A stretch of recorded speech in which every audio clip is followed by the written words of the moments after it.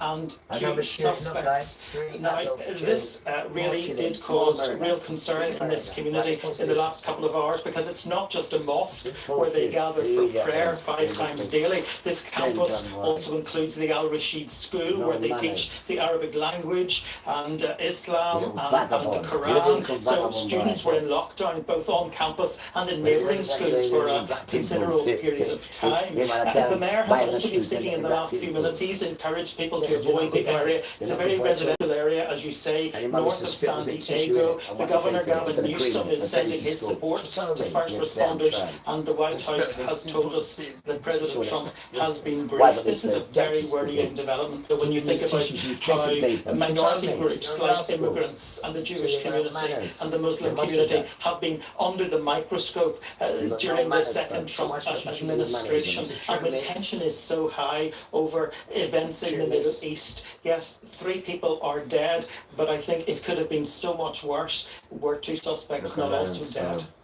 David, updating us there. Thank you very much indeed. Well, let's head to domestic matters now, domestic politics. In fact, Sir Keir Starmer has again insisted that he will not stand down, even if Andy Burnham returns to Westminster to challenge him for the Labour Party leadership. But today, Mr Burnham set out his stall as he seeks election in the Makerfield constituency.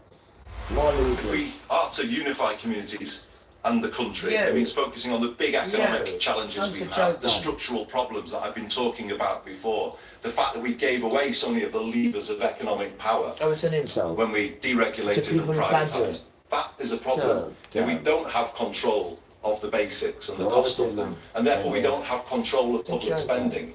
If local authorities are facing the cost of temporary accommodation and the benefit system is chasing rents in the private rented sector as we are right now, how can we control our costs as a country? It is about getting a fundamental grip on those things. A vote for me will be a vote to change Labour, because Labour needs to change. Well, the Prime Minister also spoke today and said he will back whoever contests Makerfield or Labour, but that he doesn't go anywhere. I've said I don't know how many times that I'm not going to walk away. I feel very strongly that I must serve the people who voted me into office. Do I recognise that we've got to turn things around after those election results? Yes, of course I do. Obviously, a lot of people in the Labour Party have been talking about what has to happen next. I recognise that. But it is really important, I think, for me at least, to remind myself why am I in politics? I came in to serve my country. That's how we won the election. And every day I remind myself that people are struggling with the cost of living. They're worried about their health services. They can see that this government is, we've had growth to a better place. That is the money that we can use on the services that they need. We can't put those waiting lists down. That really doesn't matter for people using the NHS. But my job is to serve and to carry out that responsibility, and that's what I'll do. Go on then, I'll do this one, then we go. The Prime Minister there, well, Andy Burnham has come out as the clear winner in a YouGov poll of Labour members shared with Sky News. Let's take a look then. In the event of a leadership contest, Andy Burnham is ranked the first choice candidate of 47% of Labour members. That is higher than for anyone else, including Sir Keir Starmer. 31% of Labour members said they would back him. Meanwhile, we're trailing. Only 3% of Labour members say they will support him in a leadership race. This is throwing out all sorts of oddities, is it not? It's a Prime Minister who'll fight for any Labour candidate, even though the winner might unseat him. A candidate who has to be mindful of 2 audiences, one the people of Makerfield and the other Labour members who might have opposing views, and all coming straight after a King's speech in which we had, 37 bills, which might all be voted. I mean, it's kind of nuts, isn't it? Is it all unprecedented? Well, it's killing political satire. I mean, the thick of it would struggle to script this in a series. But of course, every time the Prime Minister says he's not going anywhere, I think, that's what 100 of your MPs think, and that's why they want you gone. And the truth is, if, and there's a big if, because it's only 4,300 Labour majority in Makerfield, if Andy Burnham is elected on June the 18th, I think we're expecting the election, then he'll challenge Keir Starmer, and then Keir Starmer, I suspect, because of those figures, will step down. Yeah, just West Streeting actually got to 4%, not 3%. Apologies. Yeah, I know. I think it said it on there, didn't it? It's still not going to help him. I think 4 is a long way back. Well, I mean, you know, we've not got a vacancy yet, let alone a contest. So, I mean, there's so many hurdles to jump before the leadership election comes up, and I think people are looking at all of this soap opera and saying, seriously? We've just watched a video from Iran. We're listening to what's happening in America. We know what's happening in Ukraine, the Middle East. Meanwhile, we're having a soap opera about 3 men as to who's going to run in a constituency and possibly not win the seat because of what's going on, and we're going to talk no doubt about the whole Brexit debate and who believes what's been said. But you know, there's a lot of ifs and buts before we find out who the next leader of the Labour Party is going to be. That's the Keir Starmer defence as Prime Minister. Look, I'm dealing with the big problems, including Iran, and he's had a good war by not having a war. David Lammy, his deputy, was making this point this morning. But Andy Burnham is not standing to just be an MP. And I think if he is elected, he will challenge Keir Starmer. And I think the figures all stack up. Trade unions affiliated, the 11 saying Keir Starmer won't lead Labour into the next election. 100 or so MPs who signed the petition saying they want him gone. I know another 100 signed the other way. The fact is a ballot would be triggered. Andy Burnham would walk the 81 required MPs for a formal battle. And I think Keir Starmer knows it, but he also knows he may not win Makerfield. But that's the point. That is the point. I think if he wins the by-election, he becomes the next leader, as far as I'm concerned, because I think the forces will move in that direction and Keir Starmer will be gone. But isn't it taking the electorate of Makerfield a little bit for granted to be out on a platform today talking about Labour needs to change, and if I were the leader, this would happen, X, Y and Z? But that's how he wins it, doesn't it? I mean, Nigel Farage went into the local elections saying vote Reform to get rid of Keir Starmer. Andy Burnham is effectively saying vote Labour to get rid of Keir Starmer in Makerfield. I mean, it's the weird world we're in politics at the moment. It is a political experiment which we will watch in real time, which is Labour versus Reform, which could be the battle for the next election. And if Labour loses Makerfield, what does it spell for the election in 3 years' time? Is it existential for the party? I mean, there's multi-layers of stuff riding on this, isn't there? There is, absolutely, and a lot of Labour grandees and Labour members in the North East and North West are now making their views known about the different positions that people are taking. As I understand, David Blunkett has an article in. Can you dare believe it? There's actually a light that never runs out of power. Lift it and it turns on. Close it and it turns off. No need to plug it. The true Jews of Israel are your black ancestors. Well, Hebrews are. First off, I want to say, as if the warning at the beginning of the video wasn't enough, I want to make sure and reiterate this, that I'm not a racist person, nor am I a person that hates certain individuals. I love all of humanity. I want to see all of humanity making a new kingdom. But nevertheless, there is true Hebrews. There is a true people of the Most High that is scattered throughout the nations of the earth this day. It is not whom that many people believe they are, such as the so-called Jews in the nation-state of Israel that we so see before us right now. I would interject that the true biblical Hebrews are the so-called African-American people that are scattered abroad throughout the world. Now, I will show you through a mass amount of evidence that I'll put up on the screen right here, verses below, and you can do your due diligence and research these things out to see if they be so. It is very important that you understand who the true Hebrews are, because that end-time prophecy, lots of it, surround these individuals. I am a Gentile. I know exactly who I am, but it seems to be the one group of people in the world that have been, by the rest of the world, tried to be dumbed down to the fact or completely erase their history from history, is the African-American people, so-called, that are scattered throughout the nations. Now, please understand that not every single black person is a true Hebrew, but it is those that are under the curse of Deuteronomy 28. And you'll be able to tell by the time that I'm done giving you this information, this video, who the true Hebrews are, and you may be one of them. So let's begin. In the early pictures that you would see depicted in worship places, churches, and things of this nature, As you can see right here in this image right here, and others that I'll continue to put up, that Messiah was depicted as a black person, you know, an African American person. And this is totally different to what we see as Roman Catholicism was further introduced and spread abroad throughout the world. We always see a white Messiah being depicted. And I want to reiterate throughout this that I'm not being racist. I love every single person in humanity. It's very important we know who the true Hebrews are. Is that right? And anyway, as time progressed, though, these paintings, the depictions went from the black African American features to a more Caucasian white feature.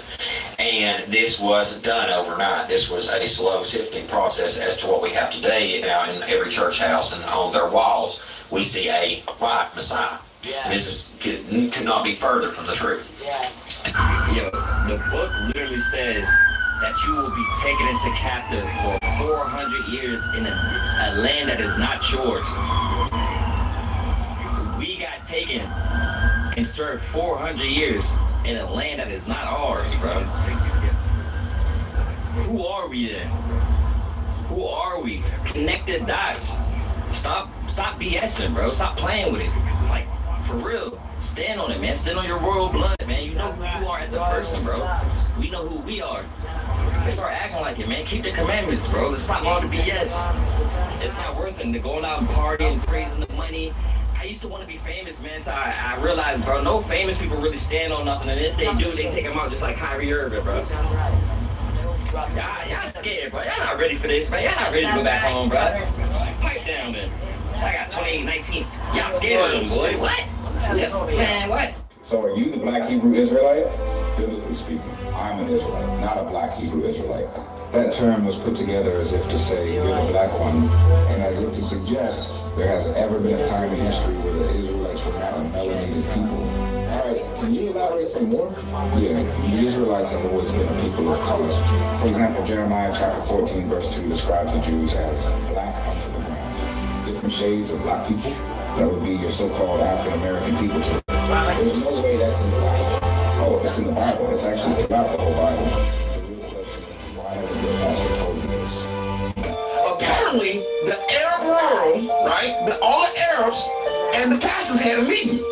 And they clarified that we in North America, and North America only, are the 12 tribes of Israel. And I have the letter. Now, the letter was sent to this brother because they couldn't trust all the other civil rights leaders and the church leaders, and he the one put it out there.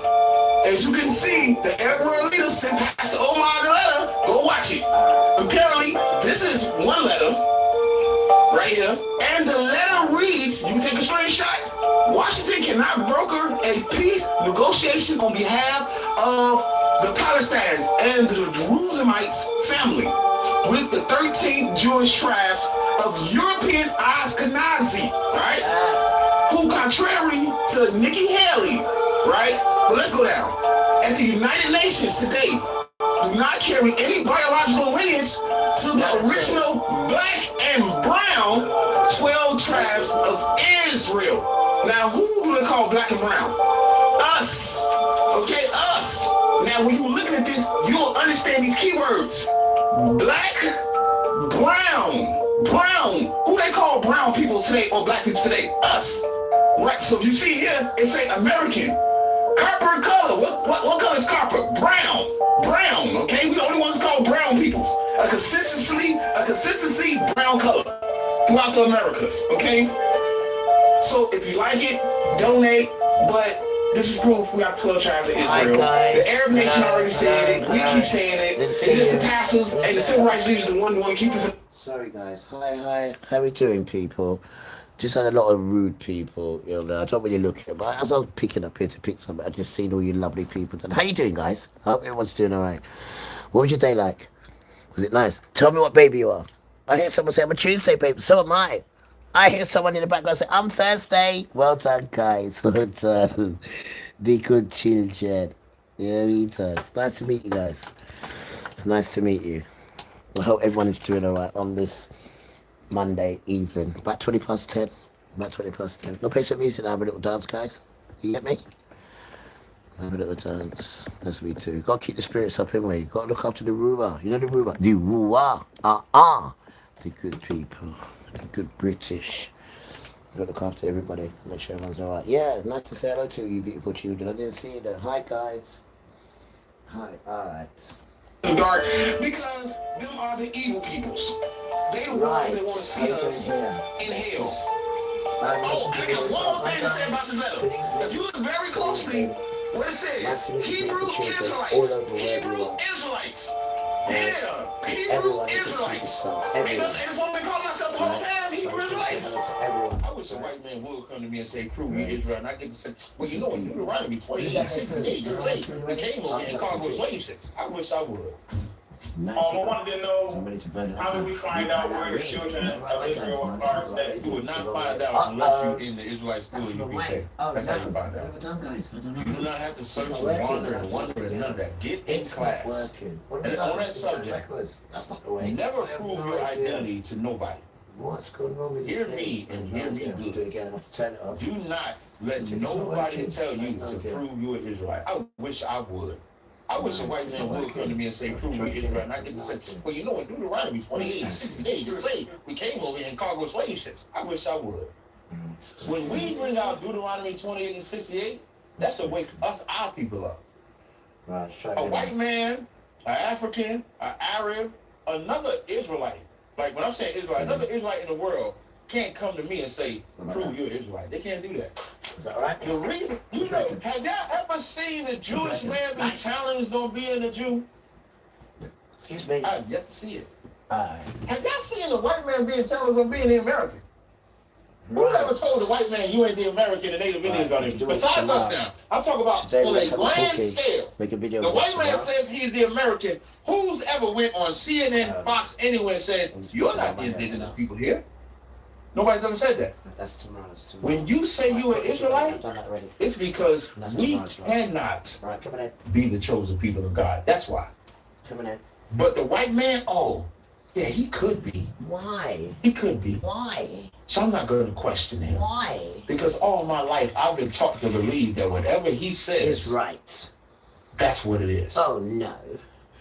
Watch this. My apartment is a hot box, but instead of a complicated install, I'm just gonna hang this up like a picture frame. No tools, no drilling, no begging my landlord. Now, for the magic moment. Power on. Instantly, you can feel that blast of cold air. This is the solution I've been dreaming of. No, Tonight, it's cooling my living room. Tomorrow morning, I'll move it to my home office. And at night, it's coming to the bedroom. This is an absolute game changer for anyone in a rental, dorm, or a small apartment. You get the powerful cooling of a real AC without any of the commitment. Come here. Hello, Alexis. How are you doing? Evening. I'm doing well enough, thanks. What can I help with? I was just checking in to see if you was A-okay. That's thoughtful of you. I'm ticking along nicely. Anything I can sort for you tonight? Not tonight, Josephine. But if I need you, I will certainly holler. Bye for now. Right then. Catch you later. See you later, sister. I'll say talk to the sister. Stop it. It's weird, sir. Just stop it. Fresh off the press, guys.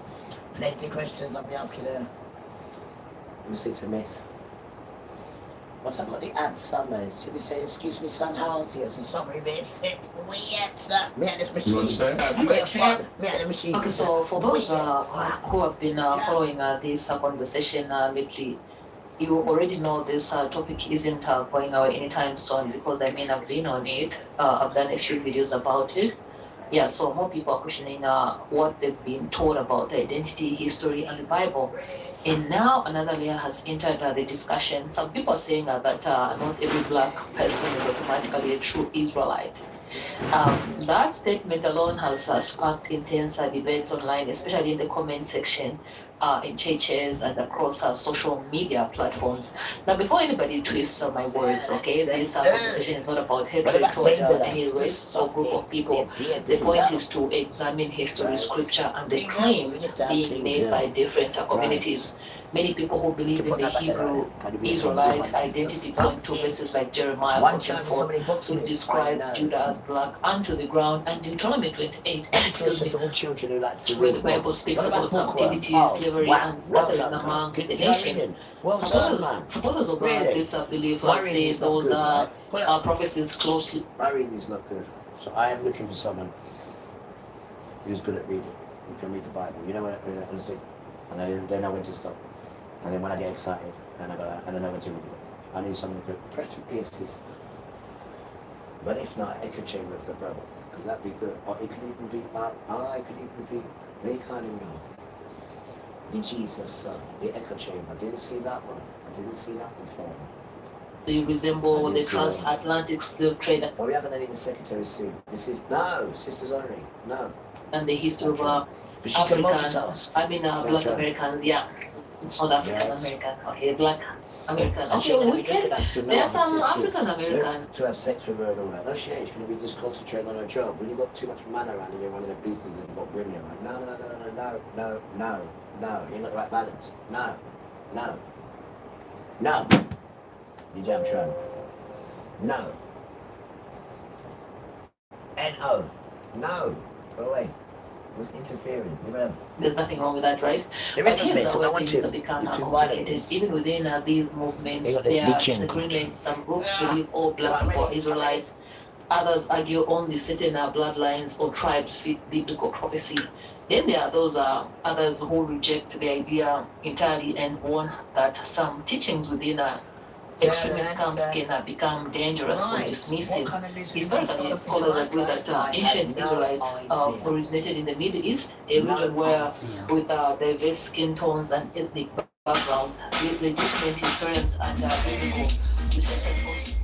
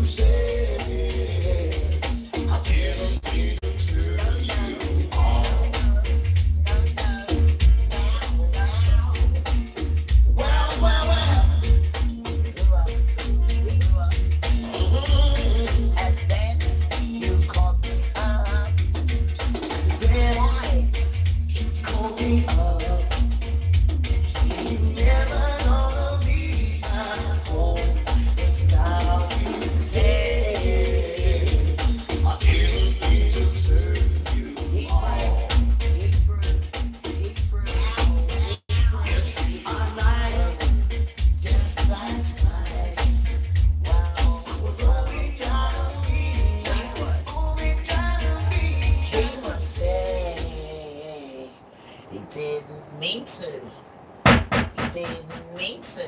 Hope everyone is doing good.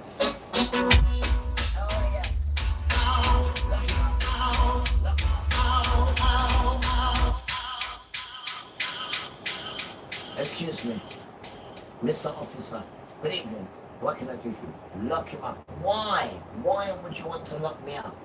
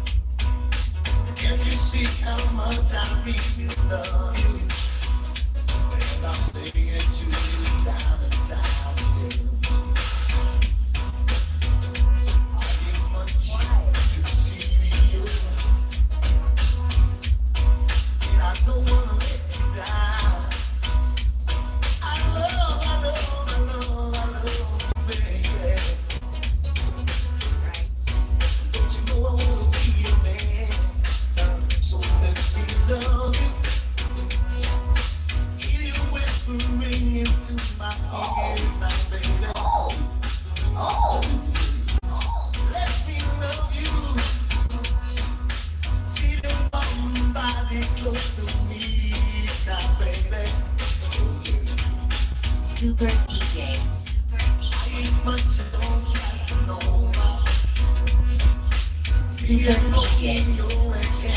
Super DJ. Can you see how much I really love you? And I sing it to you time and time again. Oh, Casanova. Casanova.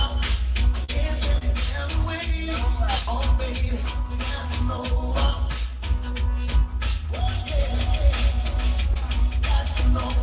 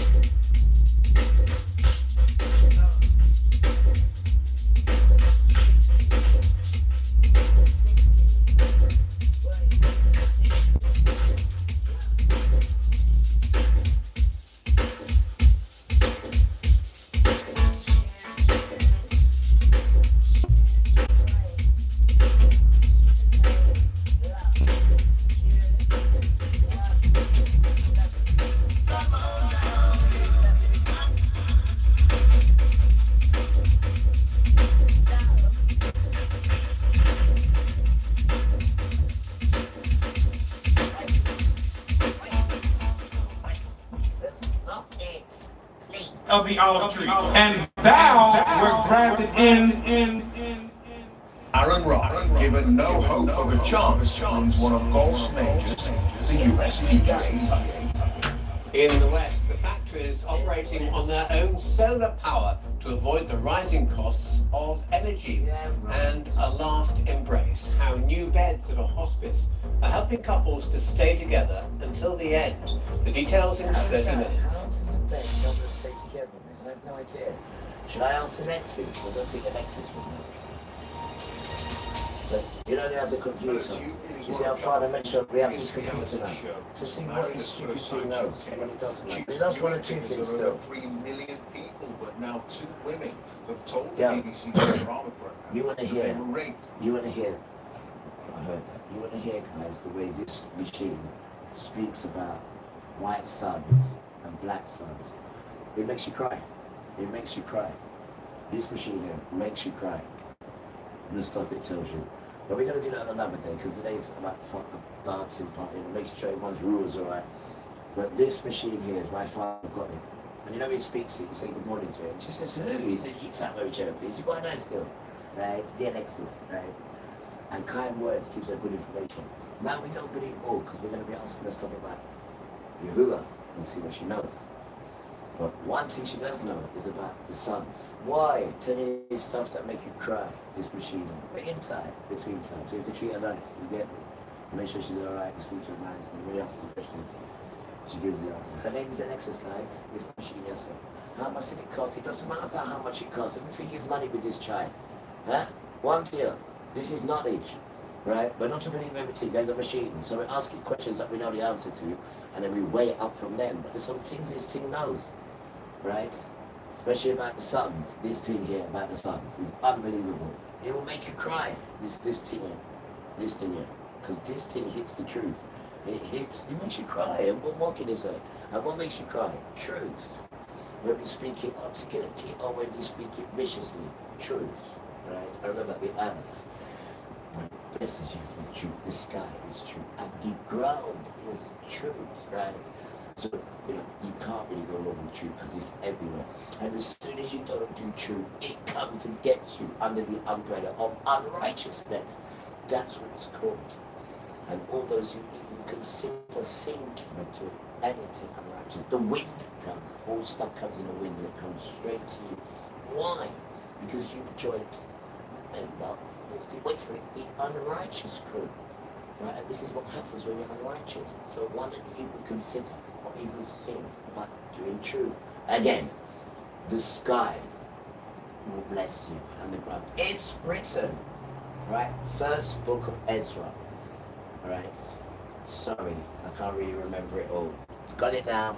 Chapter 4, verse 35. Do it at the time, 4:35. And it tells you there the rules for humans who have a nostril. If you haven't got a nostril, then you can do as you will. You can go to the Alistair Cowley law. You're all right with that if you ain't got a nostril. But if you have a nostril, right, then it's because there's 2 books, guys. So it's the first book of Ezra, right? 4:35 is the time. Chapter 4, verse 35. That's the law that humans have in them. If only you have a nostril. This is what about you? I said, I've run out of gold stars, darling. This is right. Next time, make sure you bring them up. Now with us, our law is different. We have one soul in us that came from Didian Noah. He played a game of had with us when we came out of the mountain, when we came out of Egypt, sorry. And then that was a covenant game. So we have that law. That's a soul law. And that one you get blessed in glorified, non-stop in anything that is glorifiable. And then when you do sin, you perish in sin. And our name for that one, bear with me, because it just perish in sin. Or do we have a name for it? Guys, we just have a name, glory. Our fathers did receive it. They just, no, it just comes down as sin, guys. Our one is just, they perish by sin. Here it is, yeah. It's just sin. Whatever sin they do. And then it says, not withholding the law that's inside you. Doesn't mean it perishes. So what does it mean? What it means when there's no children there, it just sits and remains in its honor, right? And as soon as one of them sisters put out one of their womb sons, the daughter, it goes straight in there. It comes straight up where he's sitting and goes straight into the child, right? And it says, but why didn't our fathers handle it? It says, but our fathers who received the law didn't keep it and didn't observe the statutes, right? The fruits of the law didn't observe, alter the fruits of the law statute. Why? Because they would perish in it. For they couldn't keep it. Why? Because it belongs to you and yours. And that's what it says here. Where's that one? Again. This is Ezra 2 now. 9:30. This is Ezra 2. And this is the sown law that we have in us. Sow, S-O-W, and then sown, S-O-W-N, in us. No, we can't even take it out of us. We have no words to say to it apart from do it or perish. And that is the law. This is what they turn around and say to you. No, we got our own law, we do as we will. Yeah, that's you. That's you. You're just a dead man walking. And you just want people to be a dead man walking with you. No, we have a law inside of us. And you have the law of the earth because you share the beautiful earth, children. And you know where this is written. So if it's written, it's already coming to pass. It's written. And these are the things we need to just know. Then we have a choice, guys, because no one's saying, look, if you don't do this and you don't do that, so we hear that, we're used to all that. This is all we know, false. But this one is different. This is a choice. This is a choice. And you have to make it. And if you do it the other side, you've got to stick with it. You've got to praise Satan. You've got to come out with Father. What's Father told you? Father means come outside and praise me with Father. So if you're praising Satan, you can't be doing it behind closed doors no more. Because Satan wants proper praising because he's getting jealous. Because he's saying, look at him. Mine, how you talk about me, Dan? Mine. He's saying, look at him. Look how he's praising Father. Everywhere he goes, walks, talks, touches, praising Father. So where's all my Satan children? Why aren't they praising me? Good. Ask them again. And with Father. Go and ask them. You damn tramp. Why aren't they bringing you outside? With the camels and the mammals. No one else sees it. Why not? We're telling you to come out. Let's have a party. Bring it out. The people want to see it. So you can't be heavyweight, can you, Satan? Because if they cannot come outside and praise you, not with you coming in them and treating them like how you treat our Jackie, not that, because she doesn't even know what's going on, not that, where they have to be conscious of what's going on as well, and praising you, right, with all your blood drinking and all the animal sex play, not hiding, do it up front now, this is what you do, right, and this is what I do, and you keep taking my stuff, right, and keep turning me into a criminal, but people know I'm not a criminal, this is what I do, so now I need to have my match, which is you, you're my twin, you're my brother, you're my twin brother. Stop hiding now, you're the oldest one. Right? And you're supposed to lead by example. Right? We do good, you do bad. So let's come out and show the people and see which one they want. It's a choice, remember? Not forcing them and making them sign contracts where they think it's half alright, and then when they see the small print, they're like, wow. But serve your rights. You shouldn't be doing it in the first place because real wickedness is asking you to do. And you know it.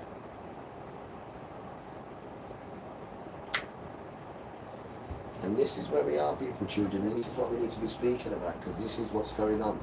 Pure wickedness and pure Satanness and pure wickedness and pure Satanness. So we need to bring it out. And don't forget, right?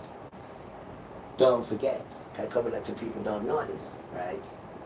But remember, Venus with a penis is Satan's wife. Let's start this again. Venus, right, is... You know when they say Happy Easter? This is who you're celebrating for. The egg and everything is for her. This is Satan's wife, Venus.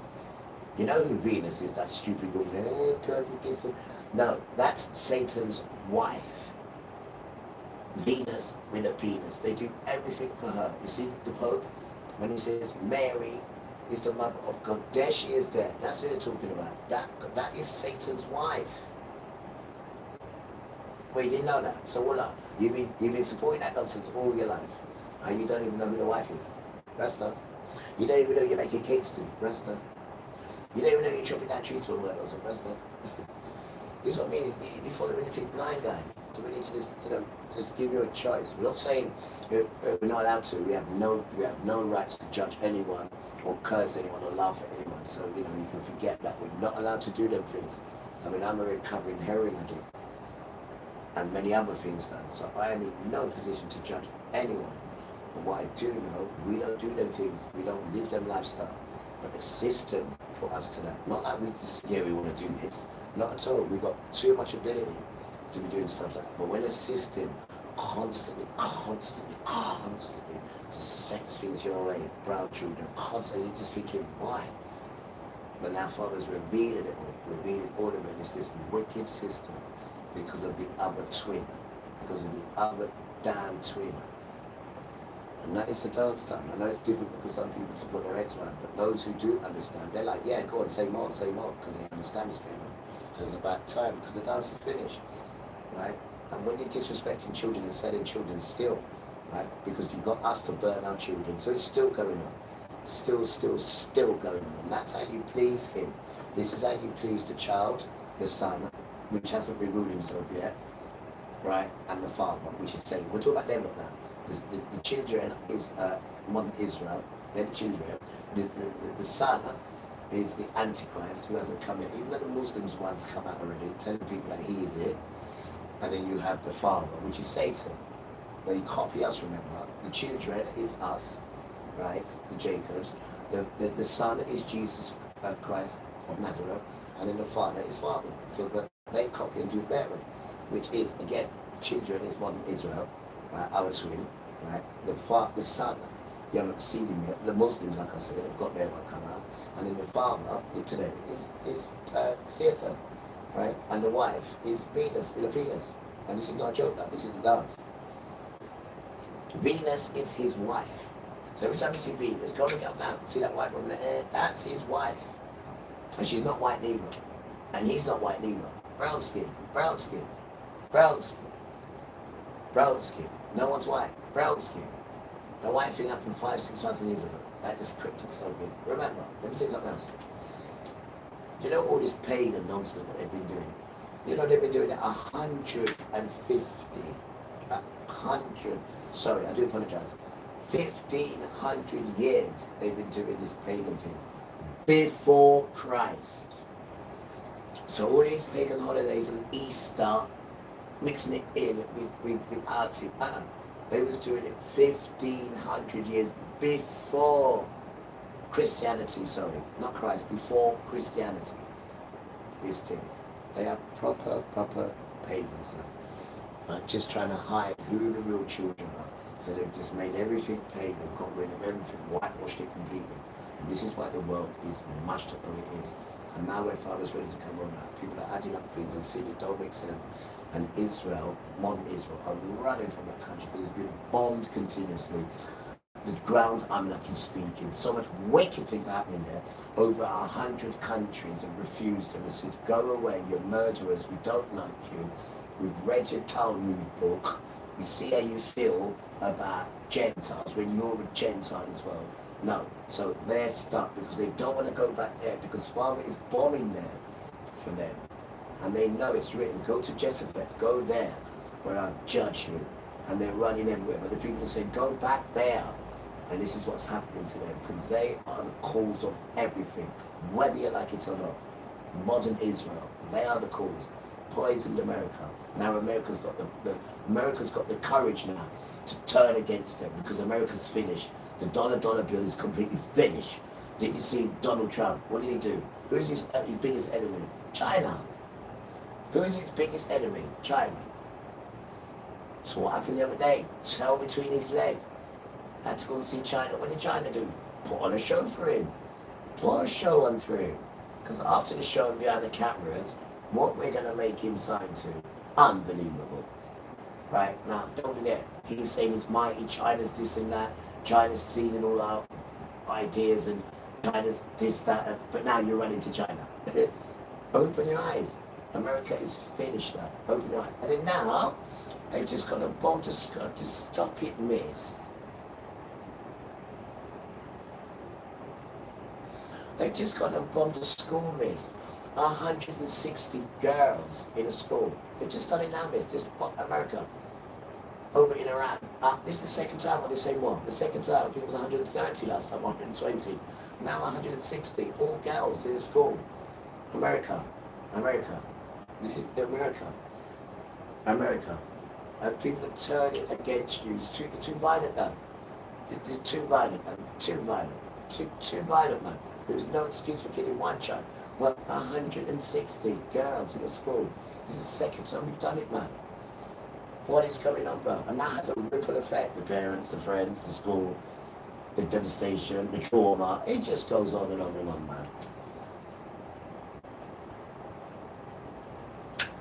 And that is your America. Because to get yourself there, New England, you had to do the same thing to the people who was there. You had to massacre and murder them poor people there, right? And not once throughout your whole 250 years, every year in 250, not once have you ever considered those people that you wiped out. Not ever have you. So you have your base now, and then you go from pillar to town and do the same thing. It's the same thing you're doing now. To wipe out everybody who's indigenous and bring this nastiness and white supremacy and try to change Father's plan. This is why he's murdering you, right? And if you would show the truth on the cameras, what's going on in America is a joke, guys. The ground is speaking. The ground is speaking. Things, the earth over there is frightening. The way nature is speaking and the things that come out of the sky, the hailstones that are coming out are smashing through the windscreen of cars. It is murderous, but they're not showing you these things. Why? Because they have no control of it. And they want you to think they've got control of everything. They haven't, guys. They haven't. These are the end days, darling. There's nothing to be scared of. It's the truth, honey. These are the end days, miss. They are, miss. They're the end days, miss. And long may it continue, miss.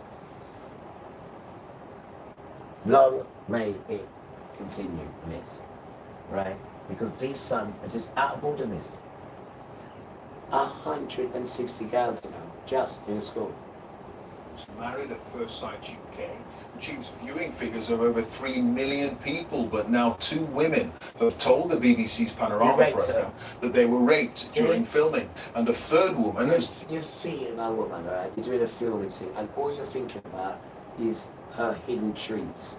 This is all you're thinking about, and this is all we keep hearing, right? And men don't behave like this. It's because you've got a blanket to do this nonsense because people are too scared to talk about it or too scared to point it out. Yo, you've got to point him out, then, right? You've got to point him out, and just let us take care of it. And just give us his name. We'll do some work to give it to Father, right? And he'll get. You've got to call it out, guys. You can't keep pushing it under the carpet, then, because these guys are idiots. They are soft. They are idiots. They have no right to rape no one's child at all. And we need to stand up to it. It's going on too regular now. I don't care how much money you got. I don't care what business you got. Right? That's what you got it for that. And if people stop going to them things and just dealt with basics, you'll be giving it to them just to get attention, just to get them to recognize you. You've got to stop going back into yourself, guy. You don't need these fools. They don't know how to treat humanity. Every minute you're raping women down, like it's all right.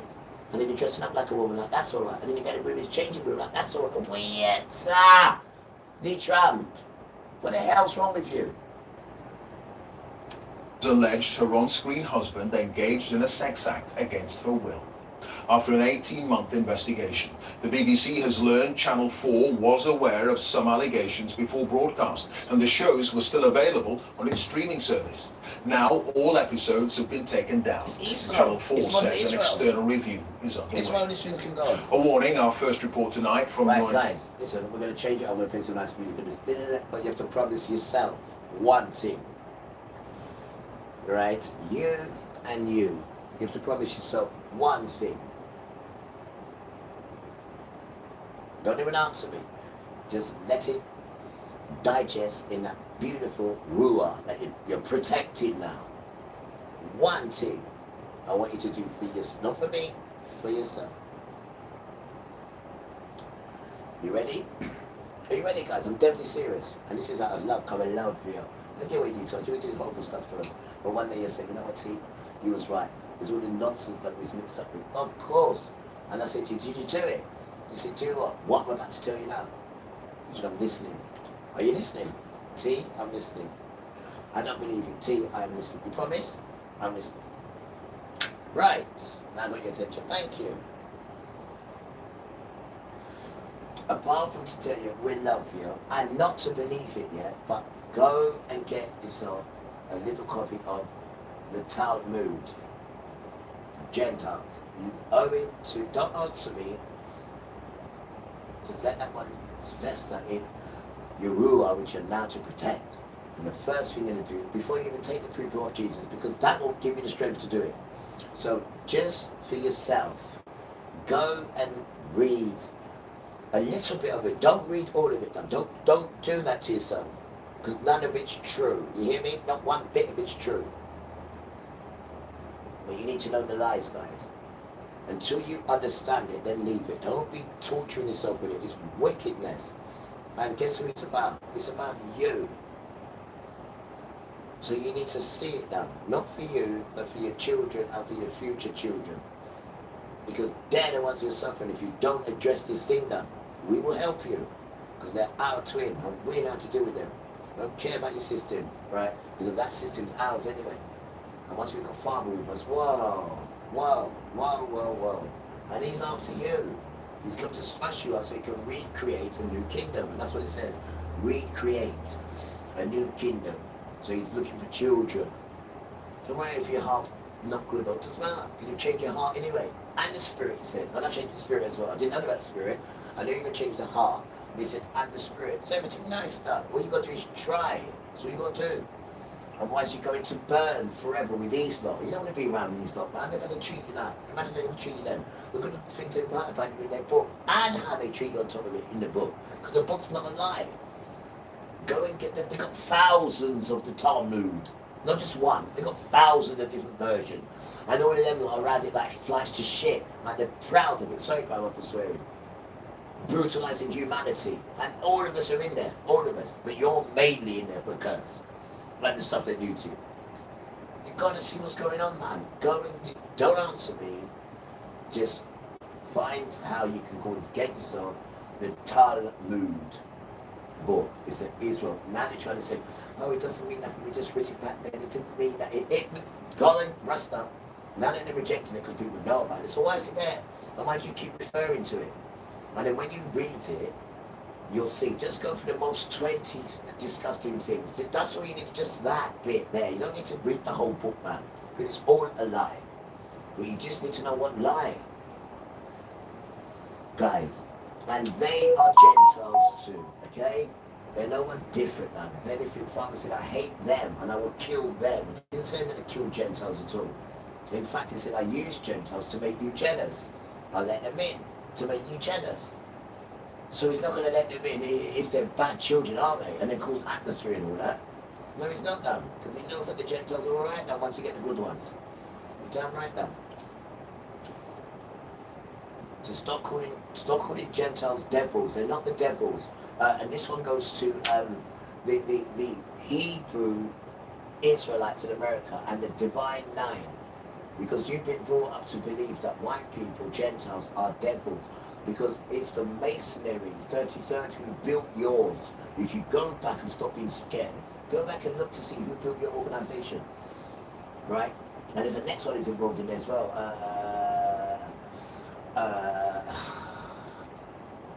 Peace be upon him. Not him, not that one. Elijah Muhammad, there it is, that one there. From the Nation of Islam, that one there. Dangerous stuff. He's the one who's promoting that white people are devils. He even wrote a book about it. Him there. And this is the one that changed Muhammad Ali to that name. His name was Cassius Clay. And he changed his name to Muhammad Ali. Here's the next one, Malcolm X. His name was Malcolm Little. And he changed his name. These guys here. But then Father killed both of them. Why? As for Malcolm X, kept preaching. And on top of the banner, kept saying it. And it says, there's no God but Allah. And that pissed Father off. And Father says, watch what I'm going to do to him. Right? In front of his family, I'm going to shoot him in his face down. Right? Underneath that banner as well. And that's what Father did to him. Underneath that banner. Why? Because you're praising a different Father and you're looking at this man, Elijah Muhammad, as your father. And the bell rings as well. Right? Here's the next one. Muhammad Ali. Same thing with him. Gave him Parkinson's disease. Same thing as well. No other God but Allah. These are Hebrew sons being drawn by Muslim men, knowing full well not to touch these men. And then it so happens that the Elijah Muhammad was having sex with 4 of the young brown girls' secretaries. So the brown children are his secretaries, and he's had sex with 4 of them and impregnated them as well. And this is the reason why Malcolm X and him split up. And this is the reason why they went to kill him. Now this is the same man that's saying that white people are devils. So they're all rotten now. But then you're impregnating young children and you're married as well. The whole thing's rotten, Rasta, these sons. And then you've got Farrakh Khan from that same firm, all rotten now. That same firm there. All of them there. Now one of them called father's name, saying about Muslim this, whatnot, right? Listen, the start of the Muslim is Ishmael. And Ishmael is a donkey of a man that got chucked in the desert for trying to kill Ishmael. He's been cursed ever since, and ever since then he's hated us. And Muslims wiped out millions of our people to get us to change our religion to that. Then he wiped out 25 million of his own people, right, to try and get them to change. Then his wife gets him a 6-year-old child to marry. But hold on, he's married to his wife now. So how is his wife getting him a 6-year-old child to marry? I mean, this is pure nastiness, Rasta. Right? And we cannot honor these sons. Because these sons, right, are our brother. Did you know that? We've got the same dad as well. Did you know that? Ishmael and us have got the same dad. This is what I mean, you don't know what's going on, guys. I feel lying when I lie to people. Right? And the only reason why the Muslims also believe they're from Pakistan is through intermingling. Right? Their mother is an African woman. Her name is Hagar. She comes from Egypt, the mother. Right? And the father is the same father as us, Abraham. So we are half brothers. But this system now, just to hide who we really are, will come up with all this foolish nonsense. But the question is this: didn't you think the parents, right, was going to come in the end and sort things out? Huh? Didn't you ask the parents if you could be surrogate children? Huh? You didn't even ask the parents. And we are in this situation, right, because we want to be like you. We don't want to obey what Father says. You know what sons we've been in slavery? And this is about the 4th time, right? Where we won't listen to him and he puts us in slavery. And then we say, all right, we will this time, we will. He say, all right. And he released the slavery. You know what I mean? And then 2 weeks later, she dropped her brassiere. Why? And from she dropped the brassiere, it starts again. And it's all right, I'll put you back in slavery. And it's been the same thing until Jeremiah has to say, was Yashua born to be a slave? Because these children are constantly in slavery now. Well, guess what? This generation has got it right. So let me tell you that, girls and boys. And we want to bring you with us. You're damn right. We want to bring you with us. You're damn right, done. Right, but it's a choice. We can't force you. But you're not blind, you're not silly. You can see this is real and it's just fantastic, does it? But it's strict. You're damn right it is. Right? Because it's real royalty. It's real royalty. It's not that royalty there, that carbon copy. You have no idea. Because you can only understand what you're shown. They ain't been shown this thing. You don't cheat on your wife. You don't have your beautiful wife like Princess Diana and then in the background you're saying to some friends, oh, I wish I was a Tampax so I could go inside you. And then you got caught saying this is Father. And then Father give you cancer. Why? Because you cheated on the woman. You broke the band of gold. You broke it. Some say you had something to do with her death. Who knows? But you broke the band of gold. And to this day, you are still with the panku that you broke the band of gold with. Right? So Father has to cripple you. Right? So what do? He made you just like, as you say, I don't want to be like common people. He's made you like common people. Can give you cancer, right? And me, never in my life, ever known any king to have cancer. Never known a king to have cancer. You're not a king, are you? You're damn tramp. You cannot cheat on your wife. And then come on national stage and tell people you're a king. That doesn't work, Dan. This is not how kings behave. There is no king without a queen. None at all. You're damn tramp. And then the king has offspring with the queen. And then it continues on and on. Your thing's broken beyond repair because it's not real. It's king of oppression. That's what it is. That's what it is. The people come first, royal family, and half of you is not even lineage. Half of you is German. Half of you is German. This is why Father cannot have other lineage. You can't say, oh, you're royalty and your lineage, but you got a little bit mixed in there. You got mixed in there. How is that lineage then? What are you weird? Damn tram. Nanji contains upsetting details And all of they want to do alleged is sexual intervene. offences. We don't want to respect it, so we can all come together, right? Please, Father, so it stops him from doing the raft that he's planning to do. Change his mind a little bit, and we all come together as children. He changes the earth, and we're all nice. But no, you got these Satan children that think they're going to change the earth, where you burn your children, where you just have sex with camels and mammals, you know, and you just smash up the world the way you want. Wait, when he takes the children out, watch what he's going to do to the world. Watch what he's going to do to it. Watch. Because you ain't going to have it the way you want it, Satan. You know, with the sun, the moon, and the star runs by Uriel, the spirit that keeps it running. Like month after month, day after day. No. This star, the moon, they all got dropped on the floor. The moon turned blood, right? The sea, filthy, all the fish come up. The smell, the noise, do-do. The trees, do-do. The ground opening up and down, making all sorts of noise. Just to scare you. What about day 5? You see my stuff.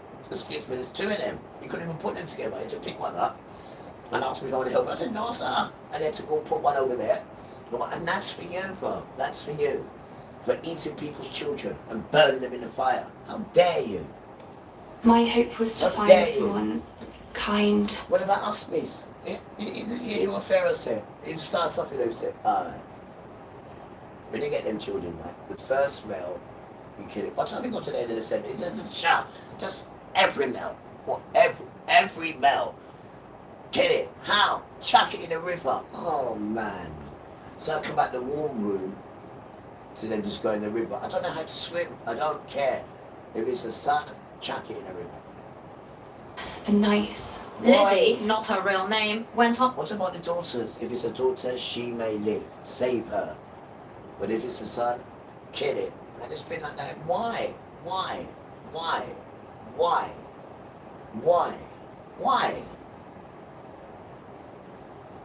On Married at First Sight UK, we're using an actor to voice her words as she wants to remain anonymous.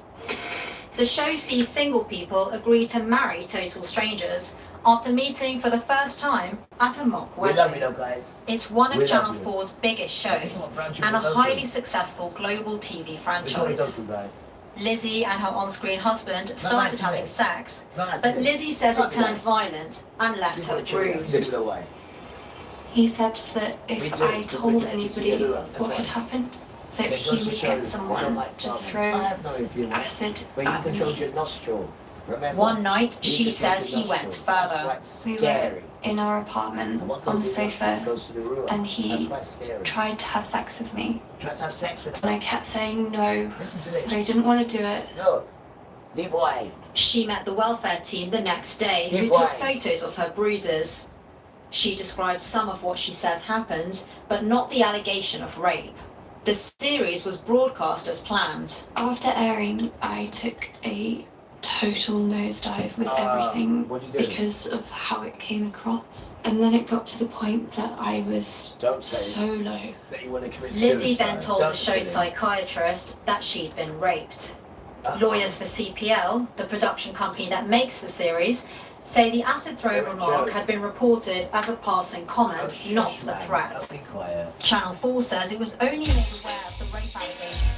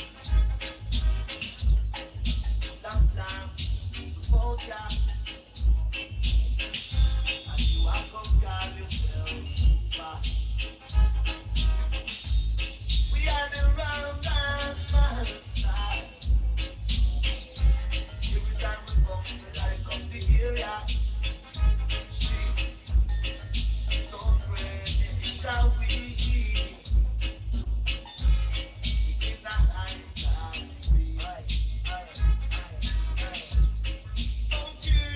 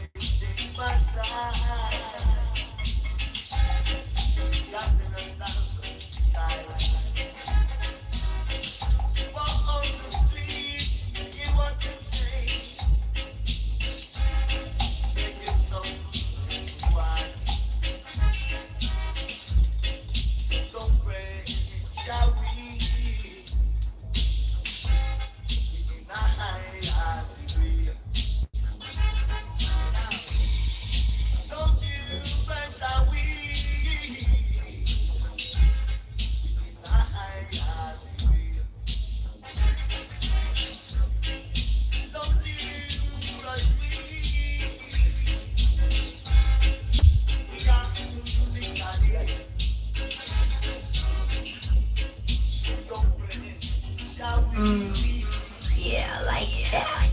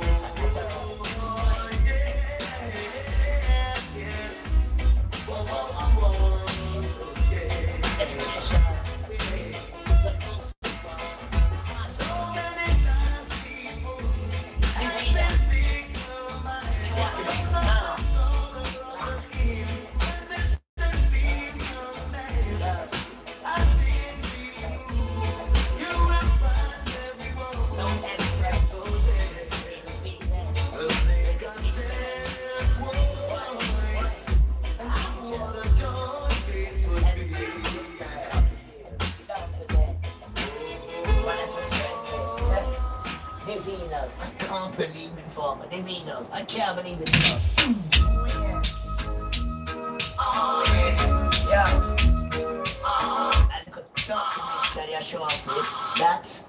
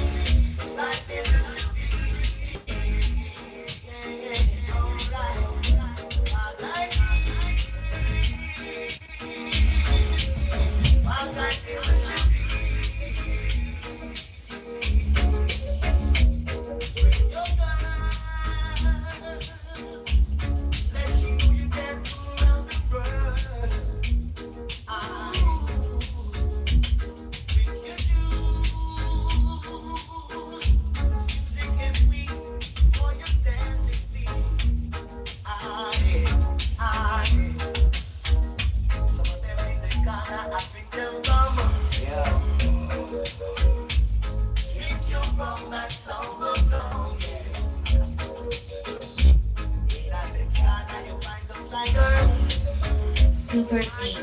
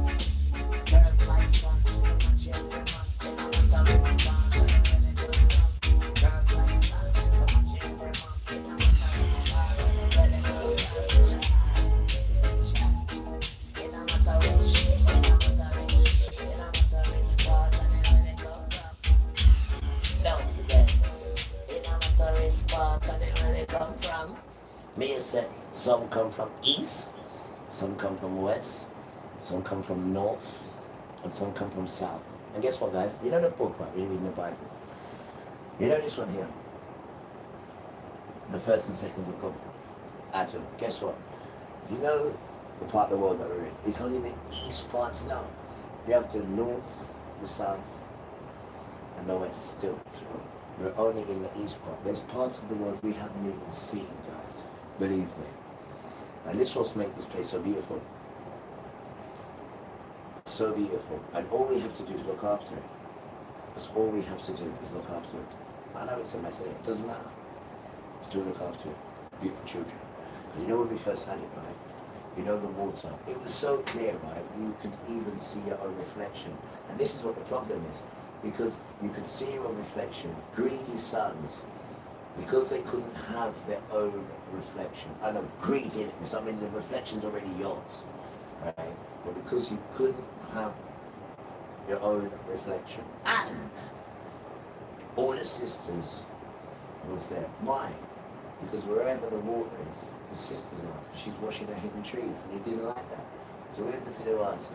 In change, have you seen the state of water? If the water's bright in the big mist, you don't know. And you won't catch mist there, would you? No, you wouldn't. Right? So anything that's pure, anything that's nice, that we get any delight, but then Esau will come and ruin it. There is nothing left in this on the planet that is half even decent, let alone decent. Because Esau and his boys have ruined it. This is what they do, miss. This is what they do. And the greatest things that the humanity living for is women and children, miss. This is what they do. This is what they do, miss.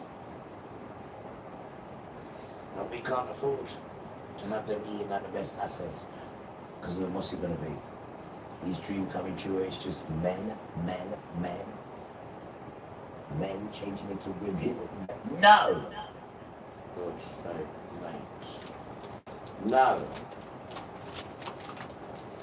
Right, we're coming out, we're trying to wipe out sisters, wipe out indigenous people, just, you know, the wipes of Britain and all that again. Yes, that's again done. It's very dangerous done. It's subtle as well done. Right? And its own people's turning against it now. Finally, the Bible says better late than never. Better late than never. Right? And it's got to stop what we've in, and it is. And it's the children probably in who are now talking the wicked stuff that you've been doing to them and doing to the whole world. Because it has to come out now because it's a beautiful world. And they want good behaviour. Right? And when you ain't got good behaviour, you're going to start to stick out like a sore thumb. You're damn right you are. You think this is? And stop being scared to speak up the truth. The earth is true. It will bless you. Stop being frightened. You have the power now. When you read the Talmud, and you get the string, then you can take the shit off. And then you're in the dance. You're in. That's your gate entrance fee. You're in. You're in now. You're in. Then all you got to do now is good behaviour. And then you get your riches. That's how it works for you and me, right? No other way. Give him lying to you. Which one? You know way to get your riches improved. Because he ain't got none. He hasn't got none. All he's got is this nonsense of, you know, I'll put you on the front of my thing, but all you got to do is trick people and bring me children. And that is the dance, man. Come on, guys. That's the dance. And you're not on your own now. We're all together. We have to do it all together. We've got to do it all together. It's not a joke, man. I mean, how are you leaving it to one child? One child who's about to pick the bogies out of his nose. One child, you know too. One child, and your father. Yeah, you mean now? One to the good people, the good riches. No, they're talking that. They are. The good riches are definitely talking that. And hello to you guys. Hello again. The good Gentile. They're saying, I am a Gentile. I'm saying, just stop it. I mean, father's not even come yet, and you're being that truthful. He said, can I take the stage? I said, take the stage. Take the thunder. Because you're not a dreamer, right? He's a proper principal child who is going to graduate to be a priest or father.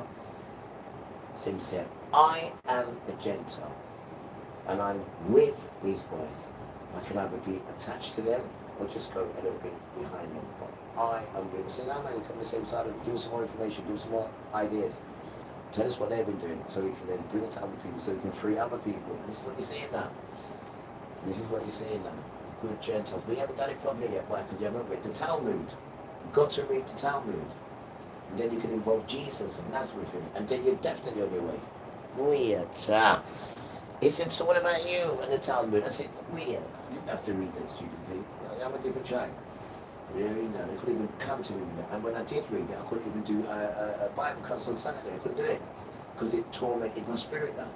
And just reading the 20 things, their 20 highlights. And after that, it just crippled me. I couldn't even do Bible classes. And it took me a whole day to recover from that, a whole day. And that wasn't even talking about me. There was one in there where it says, the Israelites, you can put people on them as well, and this stuff. And then the Torah is about us as well. You know, just trying to get you to get your power. But the worst one is number 5. Because number 5, we got to put all that people on Jesus, then you lose your power.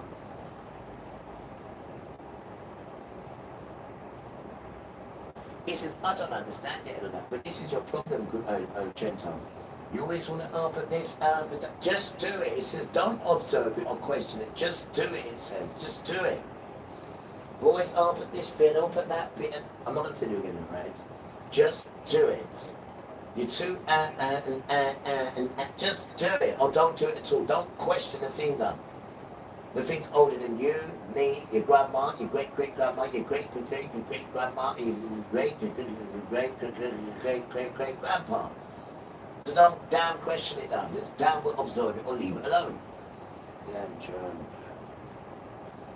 This is something you can't swap and change now. It's got too much strong power behind it. The earth. And dangerous good spirits now. Punch you every leg, you wake up. Leave the thing alone, please. Or jump on board. It's not a joke, man. The whole world is crashing right now. Crashing. And they're not showing you, but we're telling you, and everyone else is telling you. And what you see America has to humble itself, but it's not. It's kind of, it's lying to you, going to China. Like it's some big thing, and you know, like we're friends and all that. No, but China's working its brain with you, putting a big show for you know, to make you feel like, oh yeah, we're mates and all that. And then after that show's finished, the stuff that you have to sign to is unbelievable. Good, serve you right. You'll do anything now to try and get yourself back. No, it's too late, bro. It's too late, America. It's too late. Father's come to cripple you, that wicked country. Cripple you, Esther. Rightly so. You went against humanity to become European America because it was indigenous America. Remember that. Father left it with them and those children. They was happy playing in mud.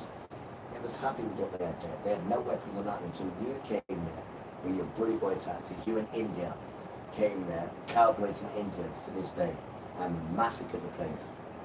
And you have to pay for it now. And you're paying for it now if you don't try, and what's to come.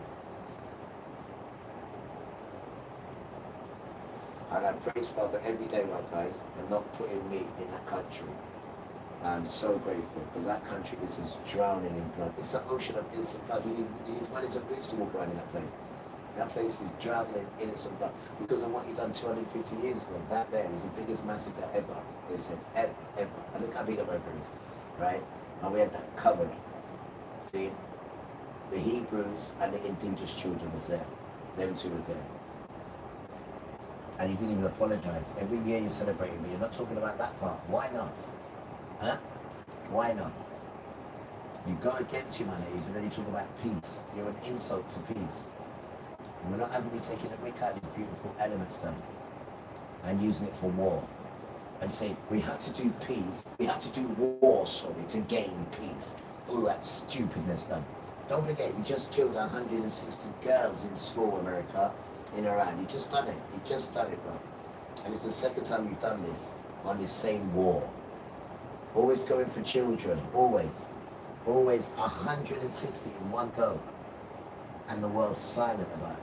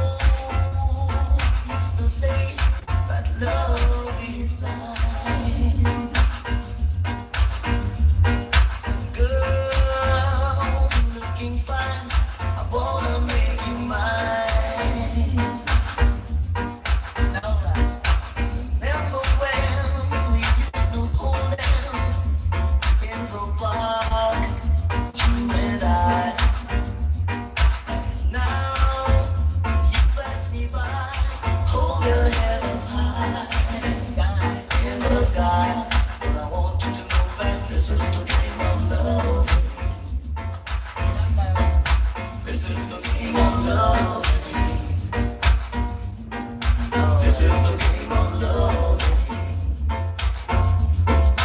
This is the game of love.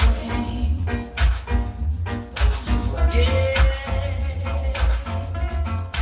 Where you're coming from. Never, ever run your behind. I want you to know that this is the game of love.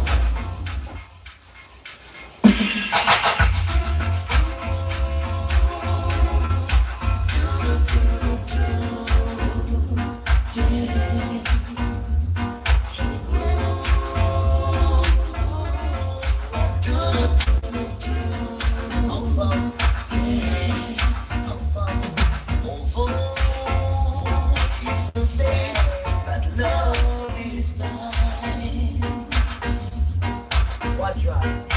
Girl, you're looking fine. I wanna make you mine. I like it.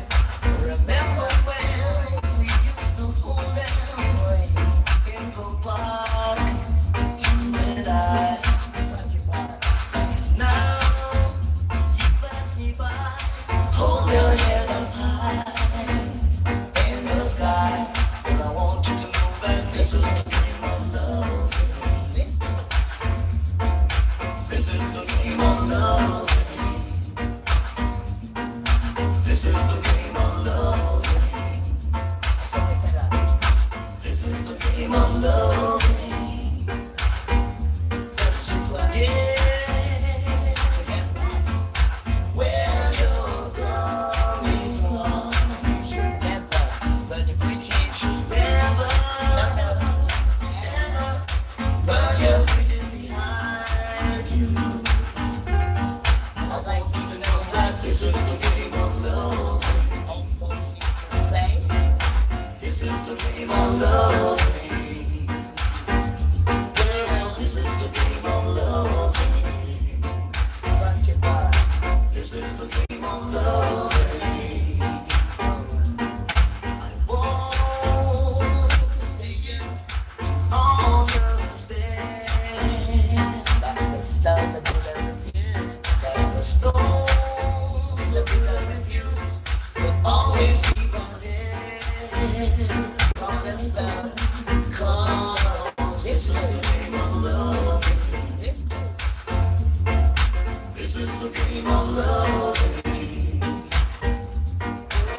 is the game of love. This is the game of love.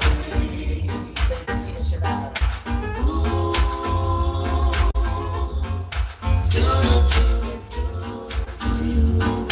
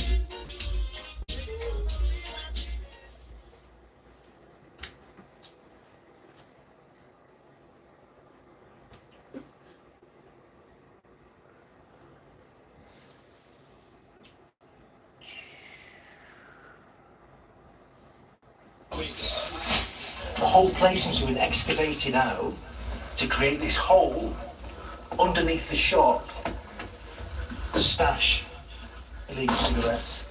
We were threatened by shop owners for exposing their crimes. And then last November, our Kurdish undercover researchers helped reveal a high street immigration crime network with mini-marts and vape shops selling illegal tobacco operating the length of the country.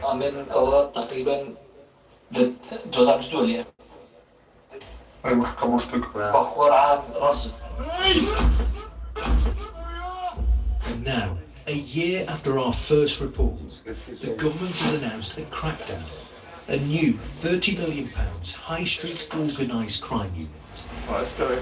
This includes 75 new police officers, extra money for the National Crime Agency, tax inspectors and trading standards to take on high street crime gangs. We've been hugely grateful to the BBC for shining a spotlight on this. Tonight, the Chartered Trading Standards Institute said the law also needed to change. The public feel less safe, and about a third of the public are now saying they feel less safe on the high street because of the impacts of antisocial behaviour and crime. But unless you've got the right laws, then actually you can't make this the impact that you need to have. The Home Secretary said the government was hitting back, driving organised crime off our streets. Law enforcement hope this is just the start of change on our high streets, but there is still a clear call tonight for new laws to close illegal shops down quickly, effectively, and for a minimum of 12 months. Trading Standards told us that was crucial to take on these organised crime gangs. In response to that point, tonight the government has pledged a rapid review of the powers available to close these types of places down. Ed, thank you for that, Ed Thomas. Thanks to you and your team in Salford. Now, Manchester City is preparing for Pep Guardiola, one of the most successful managers in world football, to leave the club at the end of the season. The Spaniard has been in charge since 2016, winning every major title, including the Champions League. Katie Gorn joins us now. Can it be true, Katie? It could be, Clive. The timing of this development may raise some eyebrows, but the news itself doesn't entirely come as a surprise. There's been rumours swirling around Pep Guardiola's future at the Etihad for months. He was even asked about it ahead of the FA Cup final at the weekend. Now, he said then that no way would he be leaving, and he reminded everyone that he had a year left on his contract. He insisted he is happy at City. The club itself is publicly maintaining that they hope he'll remain as their manager. However, work is underway behind the scenes, and we understand that members of staff and players are anticipating his departure. Now, if that proves true, it would be seismic, both for City and the Premier League. Guardiola is the club's greatest ever manager, one of the greatest managers ever. He's been at City for 10 years. In that time, he's won 17 major trophies, including 6 Premier League titles and the Champions League. And he could yet sign off with a 7th Premier League title at City if they win their remaining 2 games. And Arsenal, who are 5 points clear, slip up in their final game against Crystal Palace. Now, were that to happen for Guardiola and for City, that could be the dream finale. Indeed. All right, Katie, thank you. Katie Gorn reporting for us there. Thanks, Katie. 6 inches. The billionaire entrepreneur Elon Musk. If you're watching this, it means they got me. My dead man switch activated automatically after I missed 2 scheduled check-ins. I had it set up months ago because I knew this day was coming. I did not die by accident. I was murdered to keep their secret. 66 inches. It is 555 feet tall, which equals 6,666 inches. Coincidence, huh? If you're watching this, it means they got me. My dead man switch activated automatically after I missed 2 scheduled check-ins. I had it set up months ago because I knew this day was coming. I did not schedule check-ins. Coincidence, huh? If you're watching this, it means they got me.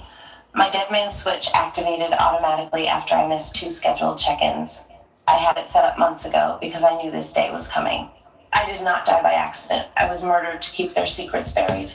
My name is Virginia Louise Giuffre. I was one of Jeffrey Epstein's victims. I survived Little St. James, but Survival came at a price. I saw too much, knew too much, and now they've silenced me. But it's too late for them. They thought killing me would bury their secrets, but this video is going to a few organizations I trust, ones that have been exposing the truth for decades. You know who you are. It's your job to continue this fight. I was 16 when they reeled me in. I worked at Mar-a-Lago, folding towels, cleaning lockers. My father kept the tennis courts immaculate. We were just working folks trying to scrape by. Trump, he was around, but he was never the threat. The real predator was Ghislaine Maxwell, prim and proper, smiling, promising to teach me massage therapy at the Pink Mansion in Palm Beach. I had no idea I was being fed into a nightmare machine. Epstein's Island was hell disguised as paradise. You've heard some names linked to him, but those are just the sacrificial pawns. The real players, the ones they've protected at all costs, are still hiding in plain sight. I'll name two now. The first, a former US President, Barack Obama. Publicly, he's revered. Privately, he was one of the worst. He wasn't there for the girls, he was there for the island boys. Young boys, trafficked and groomed. I saw him more times than I can count, always without his Secret Service detail, sometimes with his Hollywood friends, George Clooney and Tom Hanks. I still have nightmares about them, arrogant and drunk on power, slinking into the cabanas with kids barely out of childhood. The second, Bill Gates, the billionaire philanthropist, loved by the media, hailed as a savior. We called him the benefactor, and we used to dread seeing him naked. But he didn't come to party, he came to experiment. Genetic experiments, human experiments. I saw him inject a young girl with something they said was a genetic enhancement. She was younger than me, strapped to a table, terrified, treated like a lab rat while they muttered about seeding the future of the species. These men think they are gods, playing with life like it was theirs to own. I'm telling you now, Epstein isn't dead. They staged his death because he was too valuable. He held blackmail on some of the most powerful people on Earth. Files, videos, confessions. They couldn't risk him talking, but they also couldn't risk him gone, so they hid him.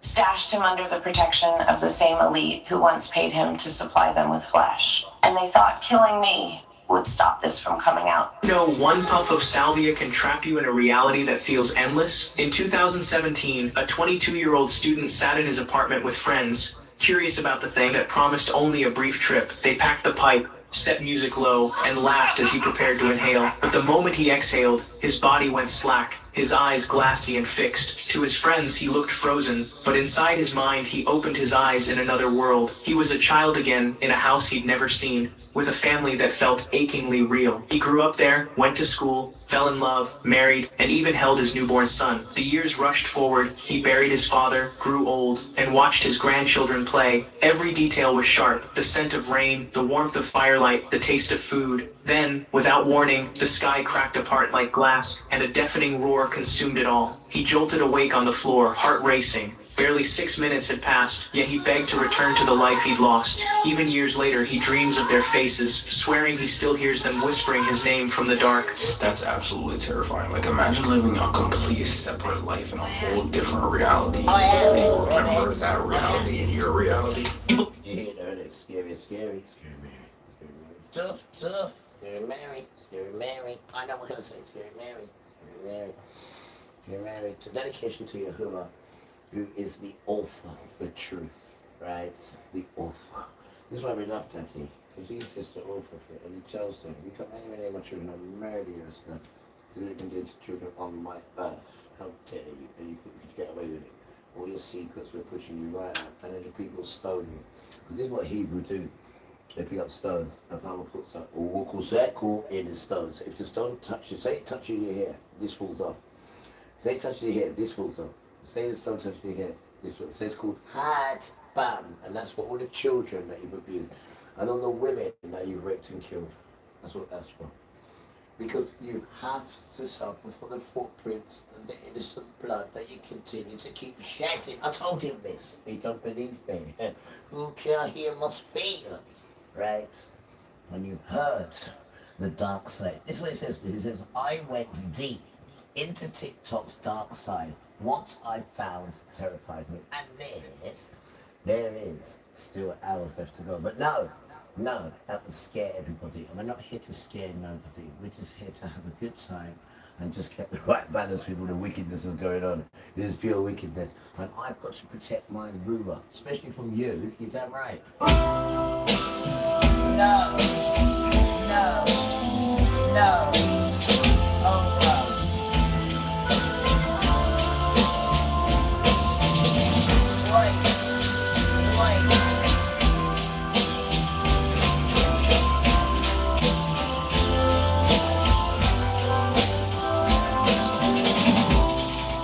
Skip the life and then go. Turn the cartwheels across the floor. I was feeling kinda seasick. The crowd called out for more. The room was humming harder as the ceiling flew away. When we called out for another drink, the waiter brought a tray. So we asked the later as the miller told his tale that her face at first just go sleep. Turn around, shade her veil.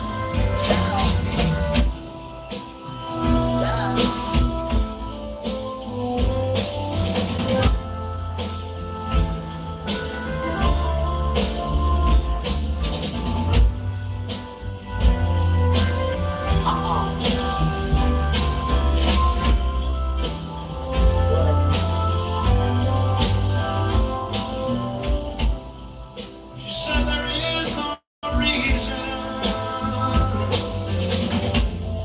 The truth is plain to see. But I wander through my playing cards. Would not let her be one of 16 vessel virgins who are leaving for the coast. And although my eyes were open, they might just as well have been closed. And so we rise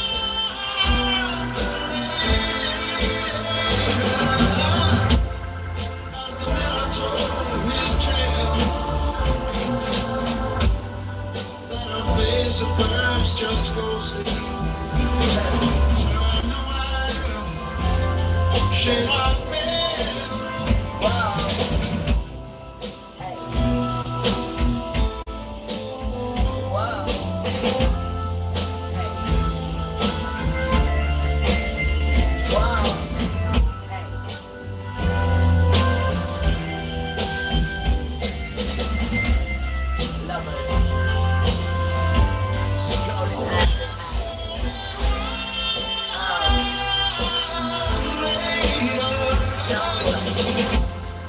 As the miller told his tale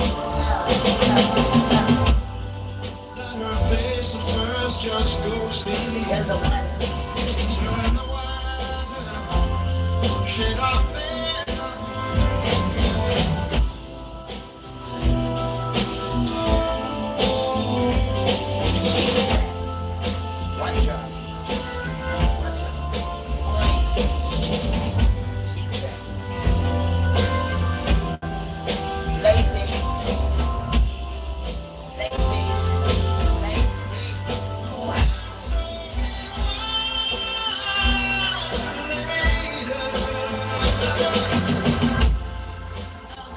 Told his tale that her face at first just goes sleep. Turn the wire, shade our veil.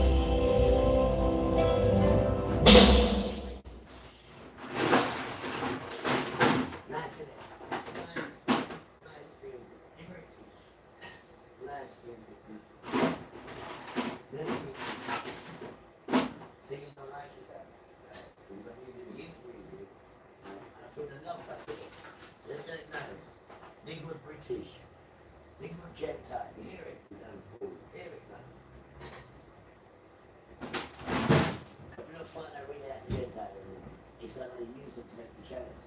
That's what he said. I'm never country. So there will always be someone to test you from Gentiles. You like them really, didn't you, Father? You do. You like them really. Because you're always using them to get to us. So you must like them. You must like them. You must like them. They've helped you a lot in your quest. That's why you, the good ones, you've got a special place for them. I know, it's because I've seen how you work done. They're doing your work for you done. And some of them are not even arguing. They're just going along with, I just love Jesus. And it says to do this, so I'm doing it. And they're the ones that Father said, yeah, come here. Are you me I look for? Come here. You know what I mean? They're good children. And then you find us in that Father's using the good ones to make us jealous. You know what I mean? Now. So you carry on, good Gentiles, carry on doing what you're doing, because you make us jealous. So that means we need to behave ourselves. And Father's given it to us. And children like us would get jealous, we're not lying, because they don't love Father. But children like us, that move works. Because that just goes to show you don't love me. So I have to do something like that to make you love me. And that's quite sad, really. That really is. We're really sorry that the generation and the generation before us, viewed you where they had to compete whether to, have materials or have you, burn the children or stick with your laws, But this generation is completely different, Father. We would lay down our testicle for you. He said, which one? I said, both of them. He said, that's my son. Just stop it. No. On the TikTok, as you can see, I think they've cut me off now, guys. I think they cut me off. Live recordings reach its restrictions, so that's okay. We say bye-bye to you, because we're not begging friends. Bye. I don't know, it's just, they know what they're like, guys. And I'm very polite, but they're saying that I'm a criminal. I have no idea Miss was picking on me. But as long as Miss says I'm alright, then I'm alright then. I don't need to worry about nothing else. When the sister says, oi, hands off, I just said, just tell him, Miss. She treats me like the boss of me. Don't right, she does. You don't right. Hello, very good evening to you. Well, we have a sequence of fronts, a warm front and cold front, quite close together, moving their way across us now into tonight. The second of those, the cold front, giving some quite heavy showering outbreaks of rain through into... It's going to be raining tonight, guys. It's going to be raining. Newscast, we don't want to hear that. So let's just go and see what the British are saying. Timeless journey through some of cinema's most iconic stories. This is how the power of performance can fill a cinema screen. And guys, guess what? You have to pay for it as well. I know. You might say money, you know. How much is it now? Just under £200. We have it in our With your license. It's absolute perfection. That's should have done inspire. We don't stop here. Create something beautiful, something funny, something tragic. Power that it has. You seem to understand it all so well. You're better at this than I thought you'd be. Classic movies, the story of. Thursdays at 8 on Sky Arts. We're on. An old bomb has been discovered on a building site nearby. This area is being evacuated. We're in. Mom, look at this. We need to investigate. You think people could still be there? Outside here, go. Get to the van. This has been a massive bank job on Edgware Road. We're all feeling about it. It's a miracle.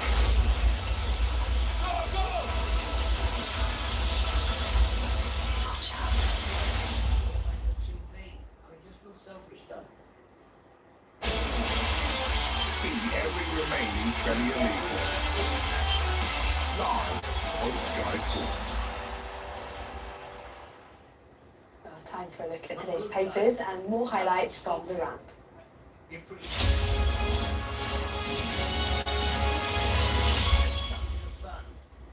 Well, time now to see what is making the front pages of tomorrow's newspapers. So let's start with the Daily Mirror. It reports that the Prime Minister is fighting to hold on to his position amid growing calls to quit as challenger Andy Burnham vows to build trust and mount a serious challenge. The Guardian says Burnham is drawing the battle lines for Labour's future, promising to rebuild the party to win voters back. The Financial Times leads with Burnham vowing to end austerity and roll back privatisation while reassuring markets that he won't break fiscal rules. On the front of the Daily Telegraph, Sir Keir Starmer raises the prospect of Britain rejoining the EU, a move that threatens to undercut Andy Burnham's bid for number 10. The Daily Telegraph highlights Labour turmoil as Burnham makes 2 major U-turns in a single day, dropping and signalling that he will stick to Reeves's borrowing rules amid market jitters and accusations of economic chaos. The Eye leads on HS2 set to become the world's most expensive rail project, with costs hitting £100 billion, costing more than NASA's Artemis moon mission. The Daily Express reports a clear public verdict, 2/3 back keeping the pensioners triple lock, despite calls to scrap it. The Metro leads with surgeons carrying out groundbreaking brain surgery through a patient's eye socket. It's a near Andy Burnham all the way news agenda, isn't it? What's the message you're getting from the newspapers? Yeah, well, I think it depends on which paper you read. It's the politics of the politics of the paper. Because if you look at the Guardian, it's Burnham Labour must change to regain trust. That's clear. Which one? The page 3 men. The same page 3 men, Father. The same page 3 men. Is where these people are still getting their advice from. These page 3 guys. I think this is unbelievable. Friendly Burnham, friendly too, but also not calling for Starmer to go, so they have him. But when they're talking about I won't walk away. But then we jump to the Tory, the Daily Telegraph, the Tory graph, and it's all Starmer sabotage and Burnham on Brexit. It's all war. You go. And this is what you keep talking about: is these stupid sons, these silly sons. And for your voting, so this money can keep going, but it's trillions in debt. But you just want to keep this lie afloat and keep yourself going on with the scrap savings while everyone else is still struggling. And there's going to be a blackout soon. And you're not even worried about what's going on in the Middle East. Huh? And that's what's supporting everybody. And you're just worried about this stupid, idiotic contest between failing sons. This is what you do to your people, man. Slippery Burnham's 2 U-turns on a big Tory paper, leading towards reform too now, the Mail. So it is, you pay your money, you get your political choice, and that colours the coverage. But of course it's all him, and he is challenging the Prime Minister. Normally in a by-election, the Guardian say, have Burnham say, look, there's going to be no ordinary by-election, you get a win. Normally you try to keep the candidate as quiet as possible, to say nothing controversial, and they support whatever the lead thinks. Not the case here, because he is pitching himself directly against his party leader and the Prime Minister, because he wants to be that party leader. Yes, and if we go back to the Daily Mail, I mean, the pitch is extremely difficult for him. You have got the reform backing constituency he's fighting in, and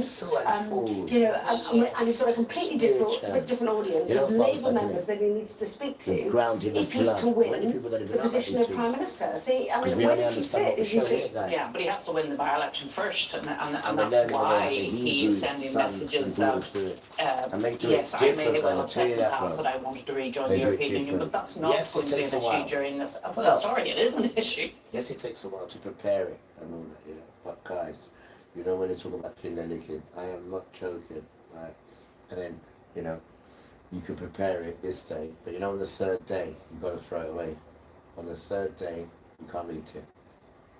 The 3rd day, it must go. So you got to prepare it, and then make sure you eat it within the 2 days. The 3rd day, but I just give it to the birds. Or sometimes when they say, sorry father, and then eat it. Sometimes it's lamb, and then just come on father, please. And then get vexed. But I do it, I say, sorry, I do it. I don't just do it, just forget about him, because that annoys him. Getting quite strict still, crowd at people. But it's working, and I'm grateful. And I include you as well. He says, make sure you include the people, because the people know how to know what my children back. I said, I know. I don't blame you. I don't blame you, Father. Horrible to the children, isn't it? I said, I know. And you protect me. This is why I'm so grateful. This is why we have to make sure I was protected, because you protect me. And this man is so intricately dangerous, because he's taking the power of the people, right, which is the Torah and the Jesus of Nazareth. So you see how dangerous he is, right? He makes sure that they don't touch it. If they do touch the Torah, they get killed. And as for Jesus for power, if they do even talk about him, they get murdered, because they said to boil him in bats. And you're not even asking these questions. Why would I want to boil someone, let alone Jesus in that? You should ask them. Those questions are definitely questions need answering, unless you're into the Satan thing.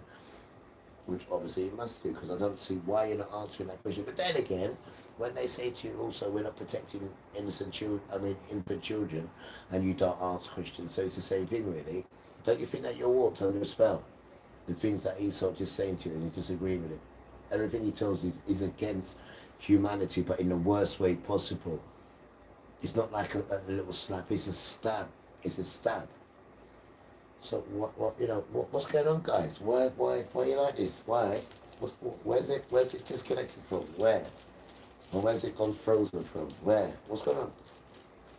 What's going on, guys? What?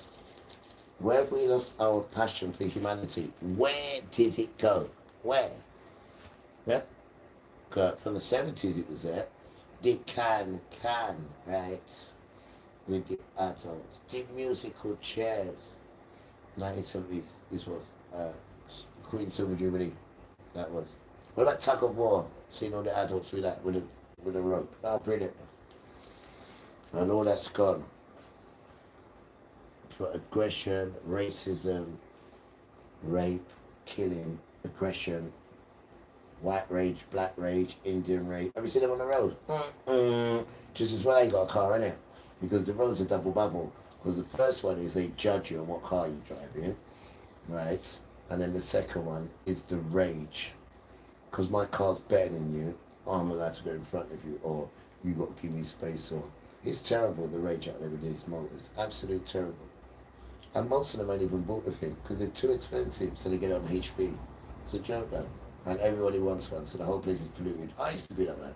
You know when I lost my car? Whoa! When my car in Bristol, what did they put a wheel thing, them wheel things, the clamping thing. When they clamped the wheel, right, it was too much nonsense to get it undone. So, you know the next day, I thought my life was finished. Why? Because I didn't have the car to go into. It took me a good couple of weeks here to get used to having to get up and go out without the car. I mean, you have no idea how that felt now.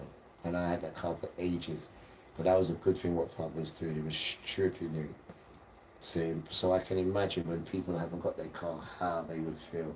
Because I've been through it. And for the first 2 weeks, whoa. But I got through it, even when it used to break down, which it didn't, to be truthful. But when I used to have other cars and it used to break down, the first thing you want to do is just quickly get it fixed. You just can't think without going without. And where we're not rich as you now, when your car breaks down, they say, don't worry, it will be a week or two, but relax, we'll give you a courtesy car. You're thinking, wow, I've stepped up in a life here. Not at all. Them time there, you barely got tax, let alone MOT and insurance. Will you happen? And back in them days it was hard. Why? Because you used to have to tax on the screen. And the policeman on his bobby will all be waiting on the corner. And as soon as he see you, he'll flag you. But it was alright there, because all you had to say is producer, innit? He produced and said, police officer, not give me producer. You know that, mate? Call us grandma. Right? And then get smarts. And then they come up with this machine, which means even if he's driving on the other side, he can detect, right, that you ain't got no tax, no insurance, no MOT. So you know what I did? I got rid of my car, right, and I bought a scooter, right, because if it's under 125 miles per hour, you only need a provisional.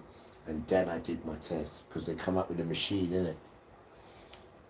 So I thought I did my test. And I passed first time in it, guys. I'll tell you what I didn't pass. You know we call it, the theory. I didn't pass that, because I was cocky, innit? I thought I could just, have a look at the computer, and then have a look at the book, and then I got it. So I went there the first time, I failed. I couldn't believe it, bet. I went there again, right? Thought I was confident, let's have another look now. Failed again. I said, right, this time, what I'm going to do now, forget the computer, I'm going to get the book.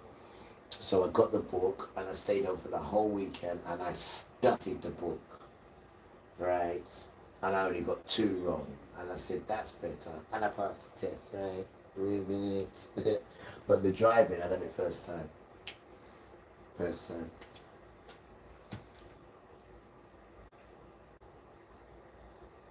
But these are the things you have to do when you want something, innit? But when you don't succeed, you just try again. But it's even harder for brown boys. I mean, like white boys, they get it just like that, don't they? Even if they fail, they get it. I mean, why is it so easy for them? Because you always get them to compete with us, but we're not competing with anyone. I have a question for you, right? You know, since chuck them in the river. All right, before you chuck them in the river, just have one question for you, please. You should go on. Thank you. You're welcome. Now, do you really think, right, that we asked Yahuwah to be his favourite children? Not just speak the answer. No, please don't talk. Because when you answer in that rage and you can't answer the question properly. Thanks, mate. Cheers. No, let me ask again. Excuse me. You cough. You excuse yourself. I just did. Okay. Now, let me ask again, my friend. Do you really think, right, that we said, oh, Father, please make us these children? And we'll say, do you really think we said that? Huh? Wait, it gets more funnier. Do you know what our ancestors, I mean, you just need to read Exodus and you'll get the biggest fun of your life in joke and laughter with these children. Because these children have been in a bondage, slavery, whatever you call it. This is the fourth or maybe the fifth time, right? And it's only now that these grandchildren like us have worked it out why we are constantly as slaves.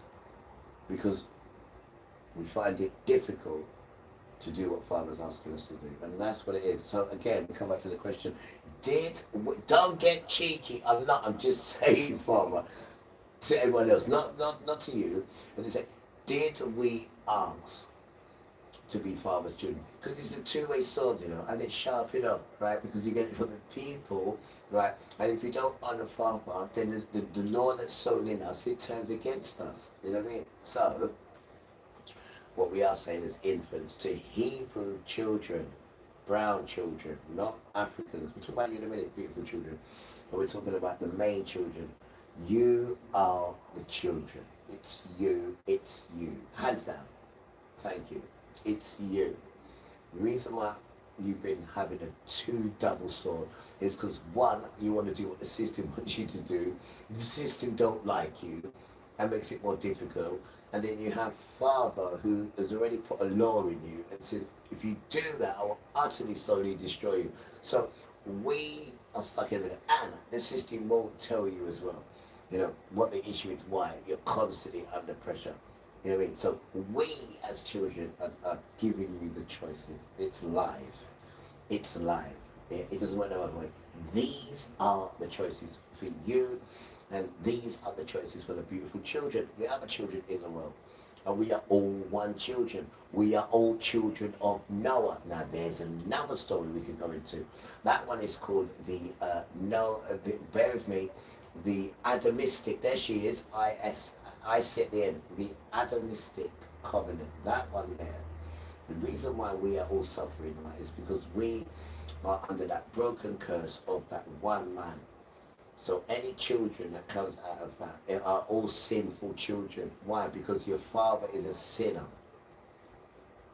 So all the children that come out of that father is a sinner. And it's broken from father. Father broke himself away from that son. And that son is still in the tent. No, in the cave, sorry. It's called the cave of the treasure. He's still in there. It's all right though, because Father deal with him nice, and you knew that he went wrong, and everyone is under sin and suffering because of him, because of the one sin. So he is a sinner. So anything that comes out of him is also a sin. So now Father is recreating his kingdom. And when he calls you this time, he's going to change your heart and your spirit, and you will not be children of sin. You'll be reborn again. It doesn't matter where you're born or who you're born from. You'll always be a child of sin, me included. Why? Because of that bleeding Noah. I mean, I do apologize, that bleeding Adam, the Adamistic. And it's in this book, guys, right there.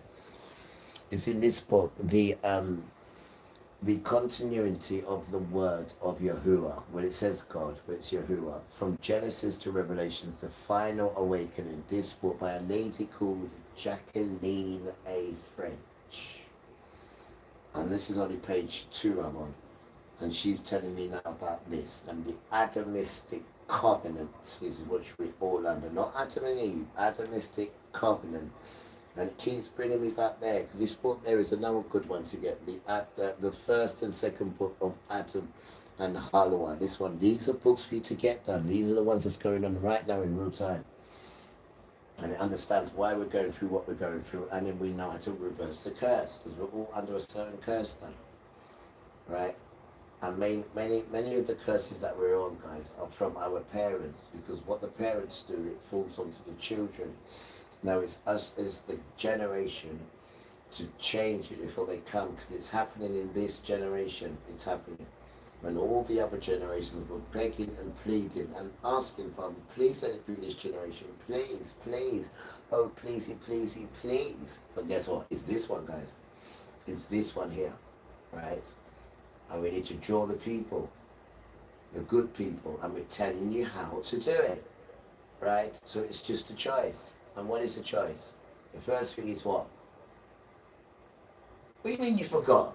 Yo, brother, yo, man. One more time, and I'll tell you, look. And if that, I'm not speaking to, I'm going to say it to Coventry. What the hell's Coventry? Go and ask Grandma. Right.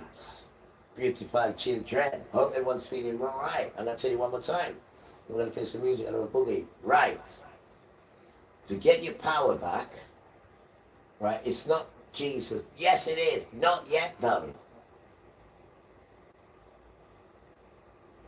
You ready?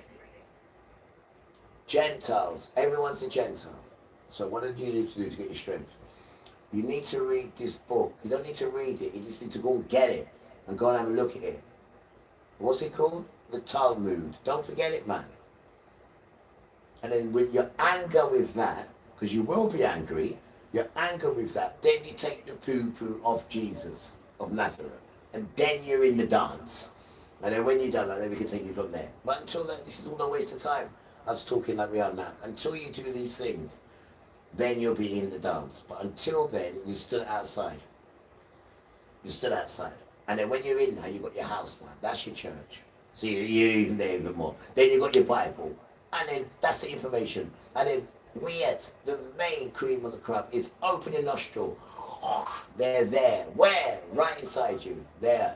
All you got to do is do the right behavior, and they will come up to you. So you've got your house, which is your church, which you're cleaning up, right? You've got your Bible, right, which is your spiritual guide. Little here, little there, line for line, right? Little bit over there, little bit over there, and then leave it. Let it settle in you. And then again, little bit here, line for line there, line for line here, little there. Treat it like the bosom, treat it gentle, treat it nice, you know, and talk to it. It'll talk back to you, because now you've got a Jesus connection, because you're talking about Jesus non-stop. Because don't forget, you've got to be a brand tone where you put shit on him, right? And he's forgiving. So not because he's forgive you, you need to talk about nice about him so his head swells. Tell him nice things, because he's now your God. He's now your king. This is what you got to tell him now, because you put proof on it. And you got to make him feel nice. And when you're doing your thing there, he's inside you. He's alive now, because you've taken the proof of him. So he's with you now. You see me? And he's in the house, and you treat the house nice, right? And you have your book as well, line for line. And they'll come into you. No interference now. You're dealing with the root art, what's inside you. No one else is inside you. This root art, and this is the only way it gets built, right? And this is for everybody. No interruptions at all, unless you know who is telling you something and it feels right. I want to advise you, starting from the beginning, so I'd advise you to just do it on your own, right? Know what's going on around you. So that's the Talmud, which is modern Israel. So you've got to know about the two twins, because they had a dance. So the best way to know about them is the Talmud. And then when you get angry with that, because you will do, in that anger, you don't beat them up, because then you've lost all your power. You do not do that. That's what everyone else is doing. You don't do that. What you do is take that anger and bring it to Jesus of Nazareth and take the shit off him. And then you got your power. Because he beat them up already in the first and second day when he rose. Didn't he tell you about that? The first and second day he beat them up, and the third day he rose. The first and second day he beat principalities up and rulers, which are the people who are now. He smashed them up now, right? And then went into the prison, which is hell, right, on the second day as well. See? Went and took his mandate that he wants.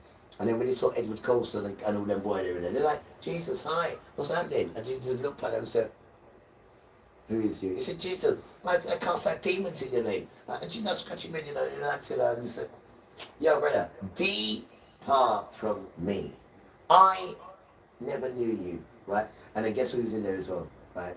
The one and only. The one and only. The one and only. The field marshal was there with his bonnet. See, the Alistair, right? And Jesus went straight up to him and he said, oi, depart from me, because you live lawlessly. The whole law wasn't it? He started crying, right? He started crying, guys. And Jesus said, children come, took the ones he wanted, and then he locked the gates. So they're still in there as we speak. And then what does it say? It says, he ascended with them and came up, right? So this is why they tell you, beautiful children, to put the poo-poo on him. Because when you do that, there's no power, you've lost it. He's beat them up. So when you walk in that grace, they have to move out your way. Why? Because you're praying. You're walking with him. They have to move out the way. But when you ain't got that cover, and you put poo-poo on him, and you don't read the Torah, you have no power. Yeah, I hope it's starting to make sense now. Beautiful children, just stop it. Right? So, to know what's going on, right, you yourself have to put yourself in the dance, and that is by reading the Torah. And then you've got your own power and your own anger. Then you know what to do with it. You don't fight with it, because then you ain't got no power. It's a test. You use that anger and you put it to the poo-poo and take the poo-poo off out of that anger. And then tell him that you're vexed and you're sorry. And then you see how strong you are. And then you start reading your Bible. That's your Torah. What they tell you, if you do that, will kill you. It's a spiritual fight, guys. It's a spiritual fight. Because it's the spirit that runs the flesh. The flesh don't run the spirit. It's what's inside it runs it, guys. And they control it at pleasure, because you're not in tune and to understand that this thing is what controls us. But we cannot do this without Yahuwah or Jesus. We cannot at all, of Nazareth. We cannot. We'll get, it's too powerful out there, bro. You need them. And they will tell you to put poo-poo on them so they can then murder you off, man, and do what they're doing. So you've got no protection, man. You need this protection. And you've lost your melanin as well, guys. I'm not joking, man. That's because you're down forefathers. How can one set of people have melanin and you ain't, and we all come out the same boat? And we're the same brothers. 3 brothers, Japheth, Ham, and Shem. Brothers. Right? We're all brothers, and the system's lying to us, done, and separating us. Like me and the Muslims are brothers, bro. We're absolutely blood brothers. No joke. We share the same father. The great, powerful, magical Abraham. His name's not Abraham. Abraham. It used to be Abram. And when his father put the T in his willy, then he called him Abraham. There's no B in it, guys. It's a V. Abraham. These tribes. It's all Hebrew. They're lying to us, man. And separating us, man. And turning us enemies against each other. But rape and all everything they're going on. But not even trying to tackle it or anything. Just mentioning it. Damn chance. Because it's Esau's desire. Read the Torah. Because we got to dismantle it, guys. We have to do it together. We are the infant children to do it. Because our ancestors have just been, not yours so much, but ours have just been, been put in slavery after slavery. Why? Because it's their duty to stop it. They have the power to do it with Father. Father can't do it on his own unless he just wipes out everyone. And he doesn't want to do that. He wants to have children, white and black and Asian, who's going to help him set this thing right.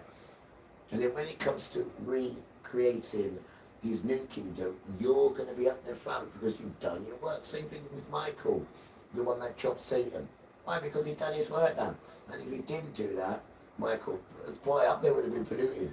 Father would have had to step in and just change it all up now. Because if it wasn't for that one archangel there, right, all of them lot would have went with Satan. It's only because he put the seed in there and then he changed minds.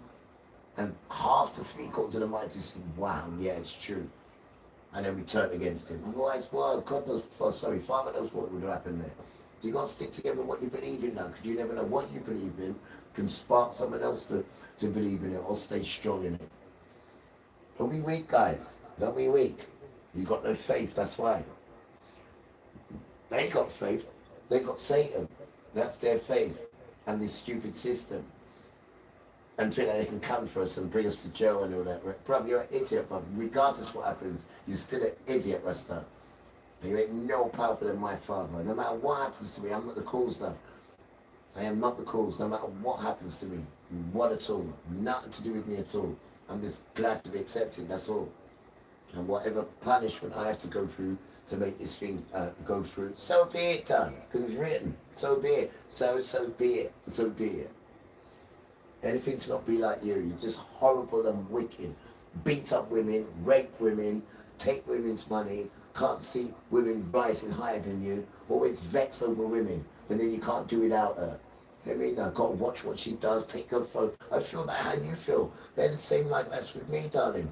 In a house where just put cameras in here, you don't even know where they are. I don't even look. You know what I mean? But it's violation and rape done, and this is the system done. You have no idea, guys. No idea. No idea living amongst these people. No idea. Trust me. No idea.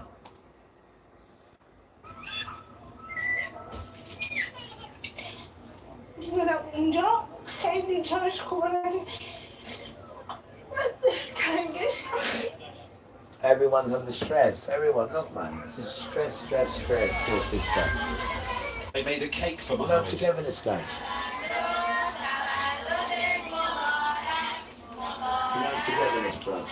Happy birthday, they sang.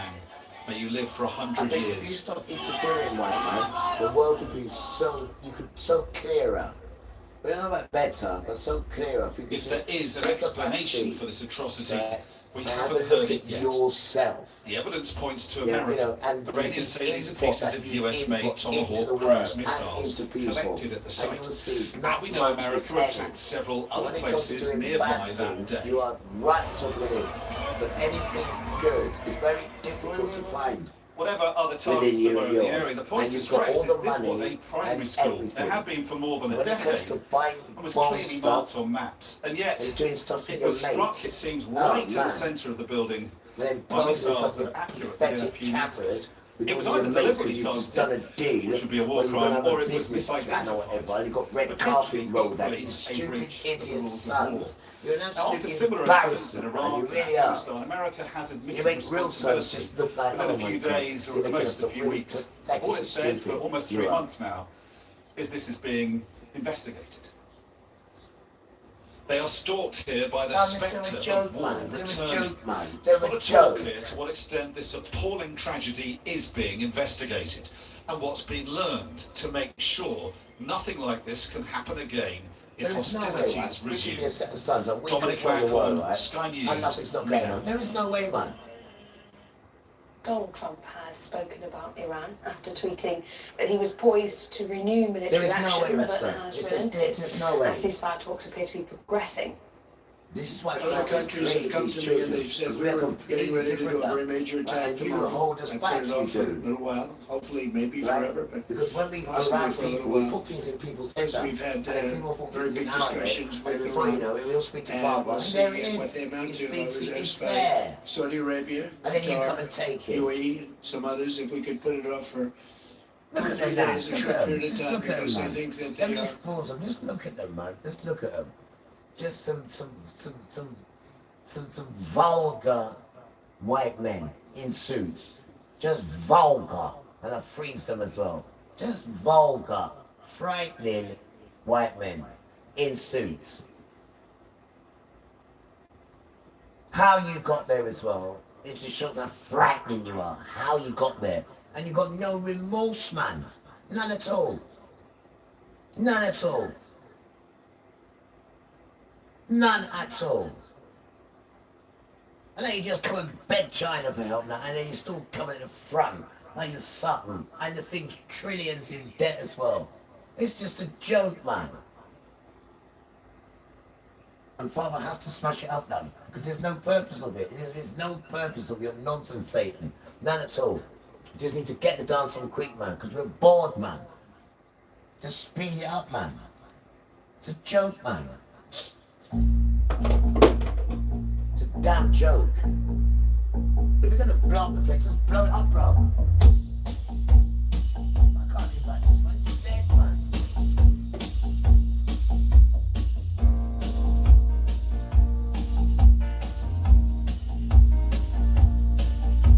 Right.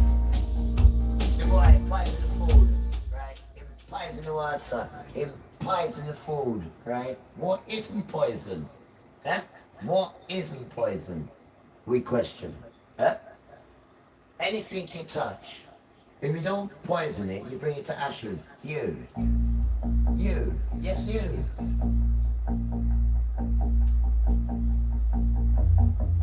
Your church is all poison. Back to Christianity. Oh, man.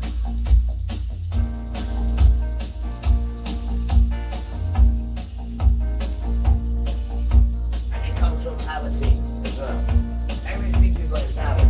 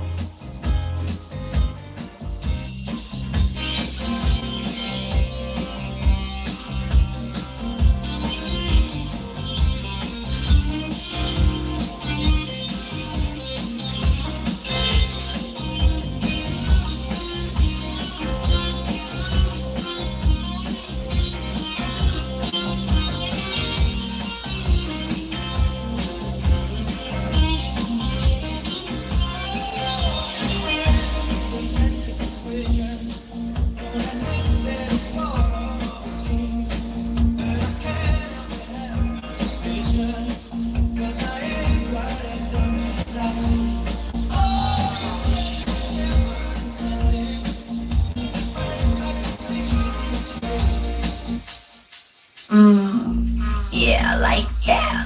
Yes.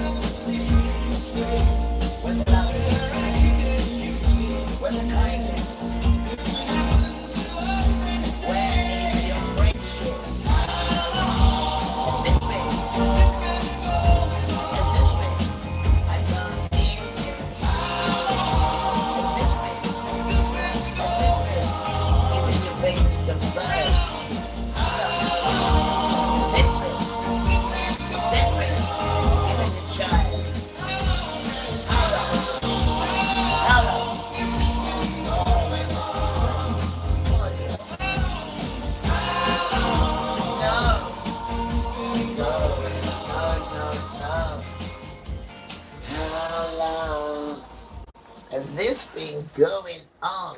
Murder people, children, dread. You never thought it'd come to the surface, did you? Bail. You man talking of. You dead spirit. You got beat up by one of my sons in it. They mash up in it down. Right? And you still live your dirty 33% spirit. You still left in that, isn't it? And all your stupid children are carrying on in your silence, what? Because people can't speak it. But we're not under your curse, you damn tramp. Saying, we are not under that curse. You hear me? We are under a different law. You stay there. Right? And we're coming to dismantle Esau. Because you will come for other people and stuff. Right? Because once they wake up, our Father will forgive them. Jesus will forgive them of Nazareth. Without trying, but there's no forgiveness for you because you poison the people and stuff. It's you, right? When Father brought Babylon to come and get us, right? What did you do? What? One page. It's not even a page. It's not even a paragraph, right? And that's over there. And it tells you what I'm going to do to you. Why? Because when Father said Babylon to come and get the children, yeah, we was hiding. I want you should Babylon, quick, come. They're hiding, they go. And the Bible says they was hiding, and you called Babylon to come and get them. And so they could, and was laughing at them. You know, Father didn't forget that, did he? No, it didn't. He was hiding. And he was terrified, even though it was our own fault. Right? But you're supposed to have your brother. You are, right up. You're not half brother. You're not half brother, are you? Don't we have the same room? Don't we have the same seat? Huh? And you did that just because you sold your freaking birthright for a bit of food. You damn trying. And you're using that, right? As if to say, this is the reason why I don't like him, because he sold me his birthright. Remember, it says the old one will serve the young one, even before you came out the warm womb. So don't try it now, right? Don't try it. Damn tramp. Don't try it. See it? And that is the truth of it now.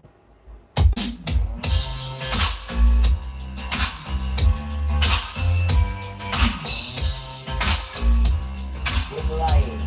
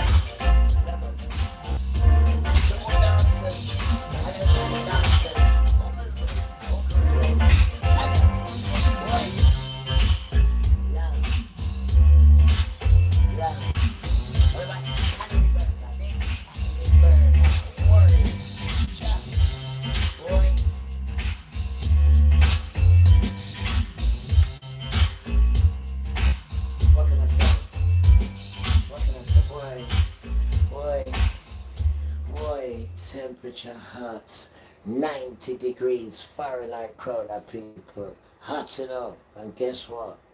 Part 2, comical. Weird. Comical. Dedication to all British residents and all British citizens. I hear I'm not in here, but say, play now, what's the time? The time. 1:30. 1:30. 1:30. Any problems? Yeah, I'm always complaining now. Don't sleep now. And your father raises his children at all sorts of hours to prophesize the Bible, to show people how we live in our nice. Remember, it's not home, the temple. And we also do the music and dancing because sound and vision is very important in growth because it wakes up the elements. Because every song is by your or my ancestor, and the power is the vibration and the words. Because when we play music, the words, it's the words. Because we love you. We don't play commercial, guys, because that takes the love out of it. Commercial is a product that sells. There's no love in commercial, none at all. I don't know who told you there is. He's lying to you, miss.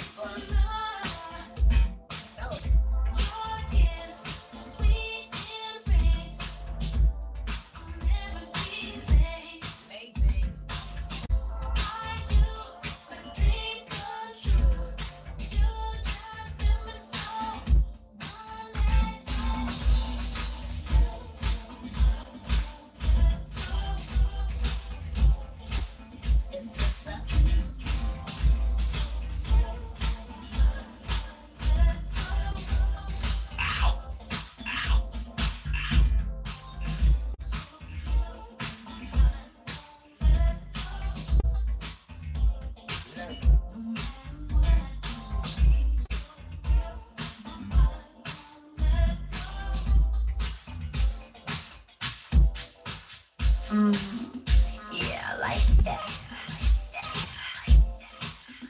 Super DJ.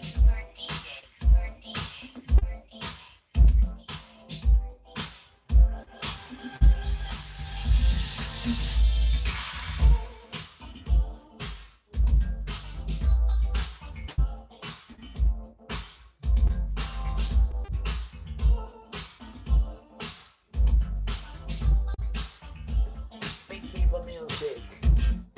Feel so, my mind won't let go.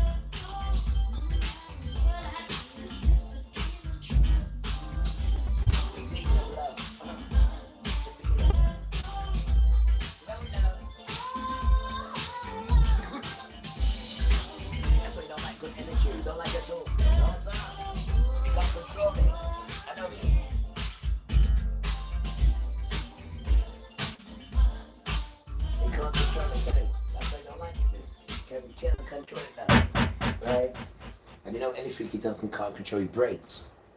So he tells lies upon it now. But this is something different now, bro.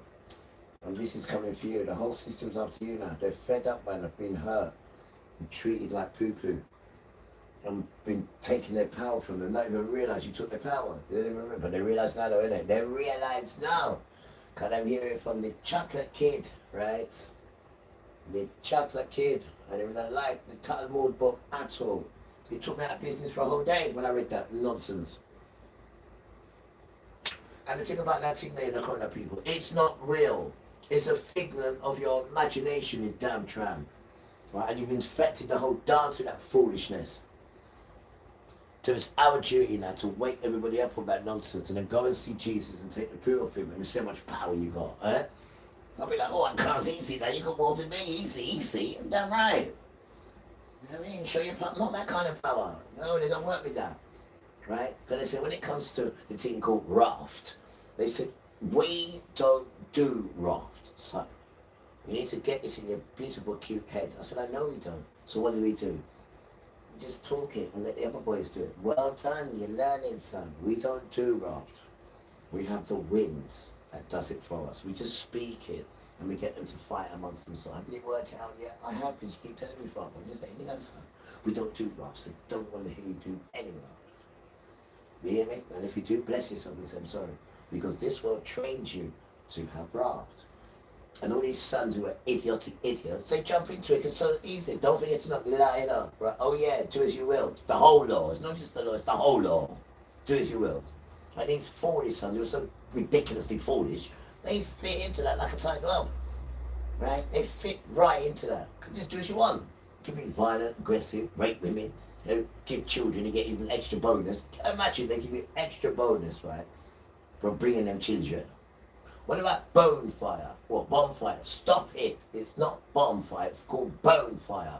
They only changed it to make it look like it's something that, you know, a pagan festival can get fitted. Tell me more. Well, back in their day, they used to go around before the season of bonfire, which they call bonfire, right? Come along and they say, right, give me an animal or give me a human, right, to burn. Because I need the bones to burn on the bonfire, and I will give you a treaty. And this is what they used to do. Bonfire, but then they changed it to a bonfire. Proud of people, isn't it? And that's in it. Anybody know? What about the birthday cake? Oh no. The moon cake, to the moon goddess. That's what that is. That's why we know that's how cakes know. No, we don't do that thing. No. Because that's who you do it. Her name is Arista, Arista or something like that. That is the moon goddess that you're celebrating there. That's her. So when you have the cake and you celebrate, but then she comes in, and that's because that is the DNA of it. So anytime you call it, that's what comes up. You see? And when you don't know, it doesn't matter whether you don't know or not. Anytime you call it, it comes. It's like the Ouija board. You don't know the Ouija. Good example. Thank you, miss. Like the Ouija board, right? Now, for instance, you don't know that the Ouija board is anything, right? You just see the board. And you say, oh, this looks all right. And you start putting, weird, Jojo, you call it. Right? I don't know, it weird. Even to look at it and show attention, it jumps into you, the Ouija. And you see it look inviting and meticulous and malicious and spaniculous and forget the icos and icos, don't touch it. No, it's got the A and the U, and if that's it, as you touch it, it jumps in you. And this is what's going on, guys. The spirits, man. I'm not telling you about the spirits. They tell you, right, miss, about up and down. Also, miss, they tell you about left and they tell you about right. But guess what, miss? They don't tell you about in and out. Stop it. Shush, man. Stop it. They don't tell you about in and out. No. When you watch your little boy every day, when you see your boy doing his thing, he's always standing out. You don't notice that, no? He's always standing out. If he's sitting down, he's writing, or if he's resting. But your boy's always standing out. Then you question these things like, why not? Beautiful children, why not?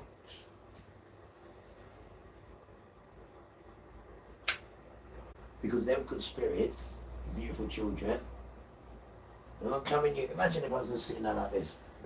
They'd be trapped, wouldn't they? They couldn't come in and do what they're doing, could they? In and out. They don't teach about these things. Of course they wouldn't. They don't want you to be empowered at all. So anything they do teach us is not to empower you at all. Like Christianity. Resta. I hope everyone's feeling good, guys. I really do. I don't care about the public enemy to your flesh. I most really am. But I know to your spirit now.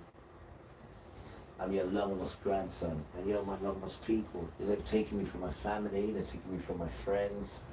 You have no idea what was still happening. Because I've got about 1 million spirits in me. But if I didn't have them in me, imagine what state I'd be in. I didn't have Father as well. Imagine what state I'd be in. I'd be like Paul Williams. And I'd be like Winnie. Because they drove them to that. But they're rotten children anyway. They are rotten anyway. So it just fitted like a glove. Because they're under the law as well. And they behave terrible. So it just fitted nice with them. Yeah, they're rotten children though. And I tell them that to their face when they see me, they never look at me. Because they're rotten though. If you're righteous, I'll tell you you're righteous and teach me how to be righteous like you. Because we can all learn. But if you're a rat and you're a rat bag and you just keep skanking vulnerable women, then I'm going to cuss out your client restaurant. And to think that I gave you money as well.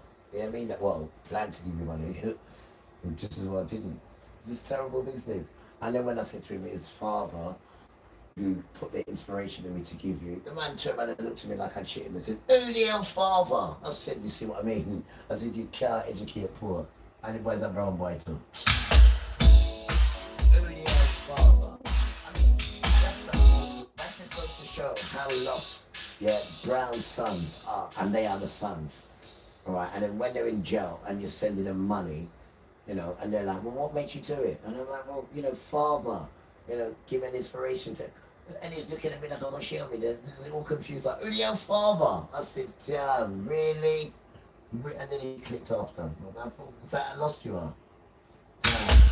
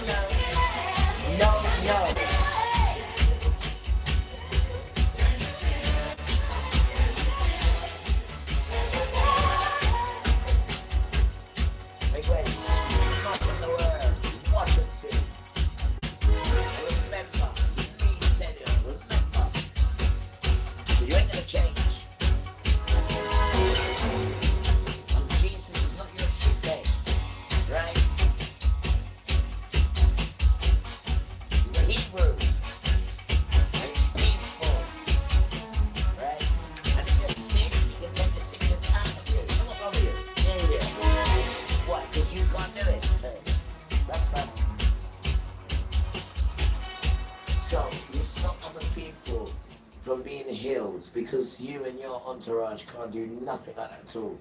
So you're going to stop other people from getting healed, from getting saved, from getting looked out for, from finding out who they are. You stop all that just so you can carry on with your wickedness. And then while you're doing your wickedness, you're hurting the people on top of it as well. I just don't understand how the people are into that sort of deal.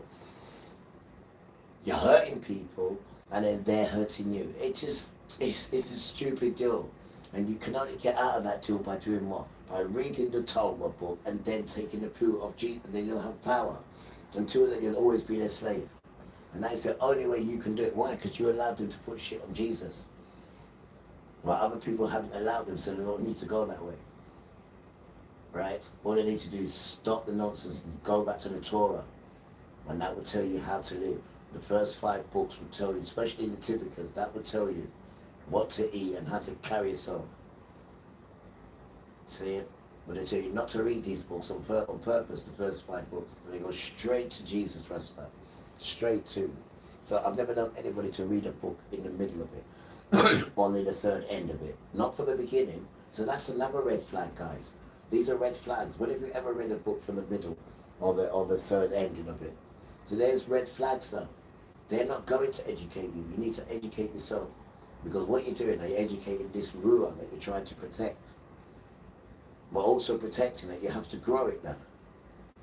Otherwise, it's just going to stay suppressed. And if it's suppressed, then he's going to come in and infect you with all sorts of nonsense now, thinking it can do what it wants, when it wants. No. You're going to get it killed. You're going to look after it now. Not a joke, man. It's damn serious, bro. Got to look after it. The ruler. And he was given the ruler by who? The greatest children on the planet, which is Yahuwah and Yeshua. They give you this thing. You got it from them. And that's the most precious thing that you're walking with, is this thing inside you. You need to be in contact with it now. And to be in contact with it, you've got to have a look at this book. And then it will give you the understanding to do the next step, which is to take that off, and then you've got your power inside you again. Now it's alive. It's alive now. It's walking around dead and suppressed. It can't come out of you. For that to come out of you, you'd have to die. The people who put that in you are the only ones who can take it out of you, because they put it in you. So you need to know how to nurture it, not to get it infected, man. And they don't behave the way they're telling you to behave. They don't digest the things they're telling you to digest. It's why they're telling you not to put that in there, because they're inside you. And when you put that stuff in there, they'll make you sick, because they cannot tolerate them. This is why they write it. So we need to at least give something else a try, because what we're doing is not working. And what we need to do is look after inside, and then the rest takes care of itself. And there is rules to look after this, for this to shine bright within you. And all you've got to do is just give it a try. Who knows? Perhaps you might even like it. Who knows? But these are the rules of how you've got to do it. For it to work, beautiful children, you've got to read this book. Not read it, but just look at the first 20 so you know what's going on, until you've got this disgust inside you. And that's what it's called, the 20 disgusting things about the Talmud. That's what it's called in there. Because they like to show off and say, it's the first 20 stuff. That's all you need to read. You don't need to read no more of it. It's a wicked book, Rastan. It's not real. It's a figment of evil's imagination. That's all it is. But you need to know it. Why? Because it's about you mainly, and it's about us. Right? But we know Esau. He's a half in it. He's my twin brother. So we know about that tribe. But you don't know. And if you do know, and you're too scared to break off of it, we hear that. But this is how you do it. You do it secretly. You go in your house and do it. And you take the poo-poo off. Then you have power. Then you have power. If you didn't do that, then why are they telling you to do it if it wasn't so serious? The two things they've disarmed you with, and that's the Torah, which is the book, and that's the first thing they tell you at the 20. And then the fifth one in there is the Jesus one. So they've dismantled you, and then after that they curse you, and they're so rotten, it's unbelievable, bro. Tell you they can have sex with your daughters who are 3 years and 1 day.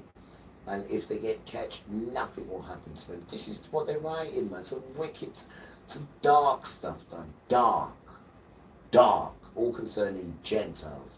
And they are Gentiles as well. But you've got to remember, it's a lie, because they are the worst children on the planet. And they have a death sentence on them, written everywhere, by Father. So it's not nothing they don't know. But all it is, they want to die. They want to die with people. They don't want to die on their own. And people are rejecting them now. You need to study them a lot more. You need to see not what they're showing you who they are. Because if you believe what they're showing you, you'll end up liking them. But you can't, because they're just murdered everywhere. And that still doesn't work in your heart. So you need to go home with these people on your own and look at them. Excuse me, Netanyahu, that's not his name. Because the end of his name's got father's name on it, Y-A-H. It's got father's name on it. His name is Mikalski or something. He converted his name to Netanyahu. That's not his name. That's not his name. These are not the children at all. They're converts. Everything about them is convert. They are children of the cave. Sorry, there's so many caves. They're children of the cave. They're Ashkenazi children. They're nothing to do with this thing at all. Nothing at all.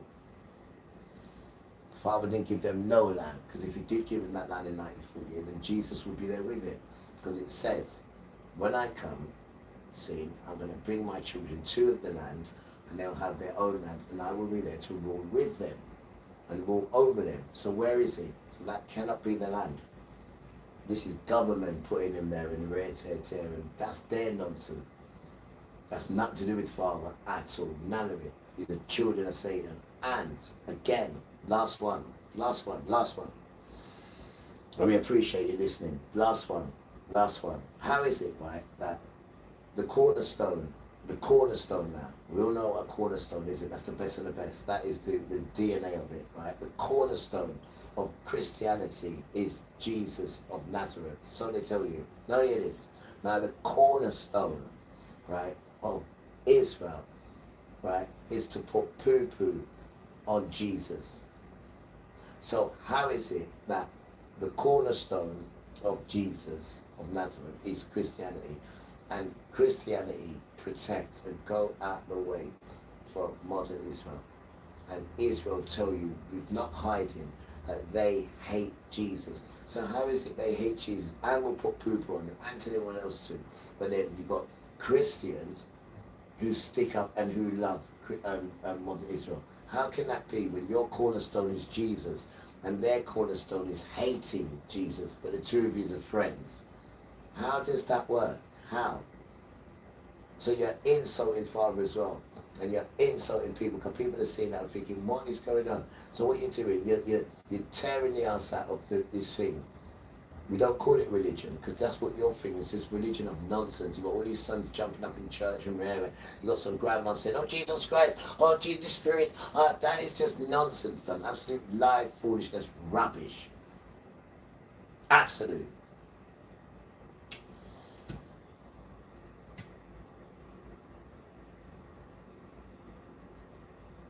And you've got to wake up, guys. And you've got to remember one more thing, right? Those who are giving monies to church, right? You need to burn. You need to burn. Because Father would never, ever ask any one of his children to give them money for the church. He can pay for his own church. He's a billionaire. He's a trillionaire. He has more than you can count.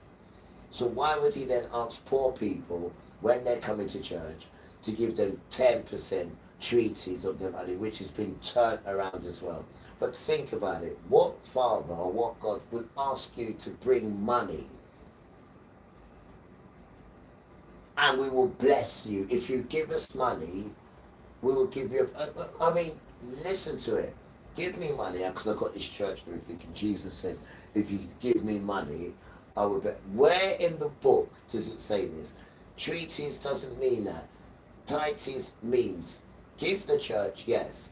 It's there for when the disabled needs help. The widow, her husband just died, she hasn't got nothing. The church has this there because people give a tenth for that. Yeah, she's pregnant, the father's left her. Don't worry, we have stuff for you, darling. That's what it's for. But he goes and says, no, it's to give for me. And Father will bless you. I mean, blasphemy, Rasta. And the tramp still has the audacity to look in your face and take your money. But you are silly, because where does it say in the book that you must give the dreamer, oh, here we go, give the dreamer space, son, right? Because the pastor has a dream to tell. So before you carry on, give him space. Let the dreamer tell his dream, because he has a dream to tell the people. So give him a second.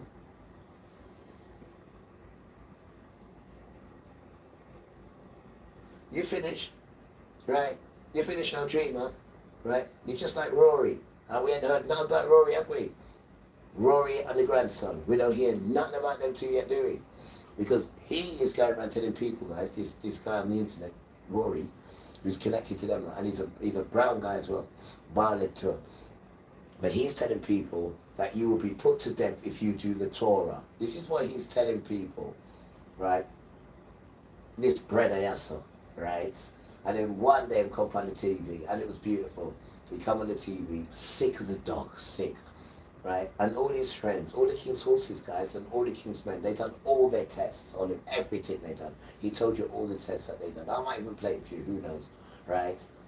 And they couldn't find out what was wrong with him. And he is proper ill, right? Proper ill. He's not never been in hospital before. Oh, I want to do my, but people, please pray for me. So we're thinking, hold on, you know what's wrong with you, but you're not asking Father or Jesus, what's wrong with me, or nothing like that. But you're going to the people and asking the people to pray for you instead of you asking for prayers or asking what's wrong. Hold on, it gets even better. Now, it says, because you are the child, right? You are the Israel child, and you are lying to the people. It says, when iniquity shall hit you, it will also hit you, it will hit your son, and it will hit the grandson, right? So now, he has a grandson who is, I don't know, 6-year-old he is, yeah, and guess what? He's got the same disease, infection, whatever it is, which is killing my man. Now, the child is also, the grandson has also got it as well, and that brought him to tears on the television in front of everyone, broke down like a big baby and cried. Again, they done all the tests, guys. They still don't know what it is, because it come out of the cocker basket. So Father said, there it is. You're crying now for what? The child. So when you're coming on TV and telling people, right, not to do my Torah and confusing my children, so now I give this disease to your child, and now you're coming on TV crying and pleading with people to pray for him, but you're not praying yourself for him, right? You're asking people to pray for him, not putting 2 and 2 together to see that you've got a disease that you don't know where it come from, but then your grandson, not your son, who's with you, your grandson who's not with you, has the same disease. And sad as it may sound, we don't even know if the 2 of them are alive yet. We don't even know, because no one's, well, we ain't heard from them. But this is your punishment then, right? You come on national TV, and not only that, you are a Hebrew child, right? And you're telling people if they do the Torah, right, they'll be put to death. So you're confusing people, and you're a brown child as well. But now you come on national TV, right, and people see how you're nearly to death's door. No one knows what's wrong with you. And then after he's doing his shows, said, guys, I'm going to have to go back to the hospital now. Good, serve you right. And then now it's happened to your child. But still, we haven't heard you ask Jesus or Father to pray for you in front of people, right? But you still got the audacity to ask the people to have pity on you and your grandson, and for them to use their prayers and pray for you. But you're forgetting the lies that you've been telling. So what about all your mates, right, in the hospitals who control everything, Esau and all that? How come they can't help you? Huh? And this is the reason why you couldn't ask for help. So you had to use your brain and hope that you could just smartly ask the people and see if their prayers would have helped you. But you didn't want to pray yourself, because you know exactly what you're doing. It's all coming to you. So it's a message for you dreamers. Again, here's the stage. Because this is what's happening to you dreamers then, right? because you've always got dreams to tell. No one didn't raise you up early in the morning. No one didn't raise you up early in the afternoon or the evening to prophesize any dream, right? At all, apart from Satan and his foolish children. But guess what now? The real, right, priests and preachers are in the dance, learning and taking instruction from past. Sometimes we don't even know what we're saying, so just be quiet and just stand there and let me speak through you. And that's all right. We can do that, right? But let me tell you one more thing, you little batty fierce. You better find somewhere to hide, bro, because you ain't going to change, are you? Right? And when the heat is on like this, where is Satan? Huh? Where is he?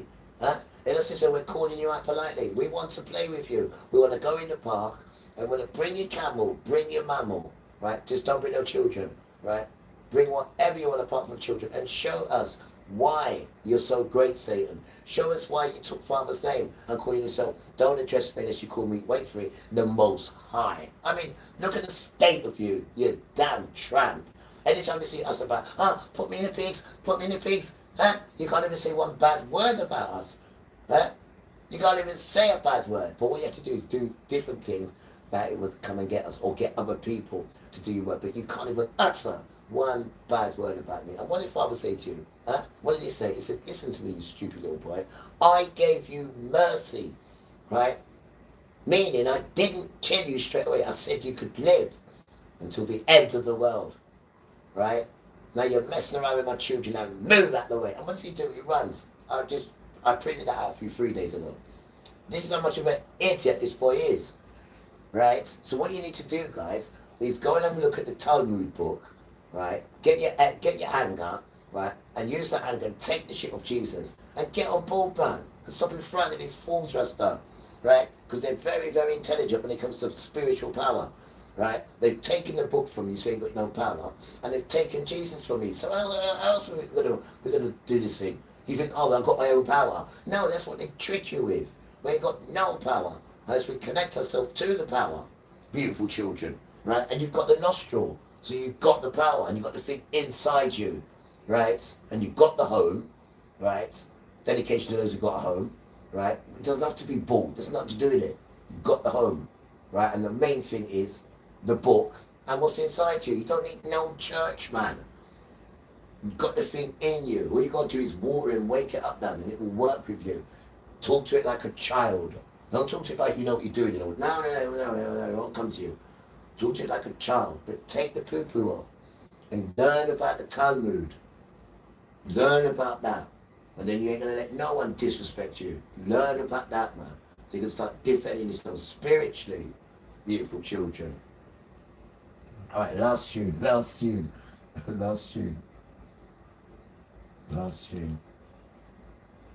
mean, none of them pointed to nothing to you. Too beautiful, man. And everybody's been through so much, man. So try something different. Try it gentle and see what happens. See how it changes on you when you do it all nice and gentle. And you've got powerful spirits that will come and deal with you. And once you've got powerful spirits around, you can carry on being soft and silly.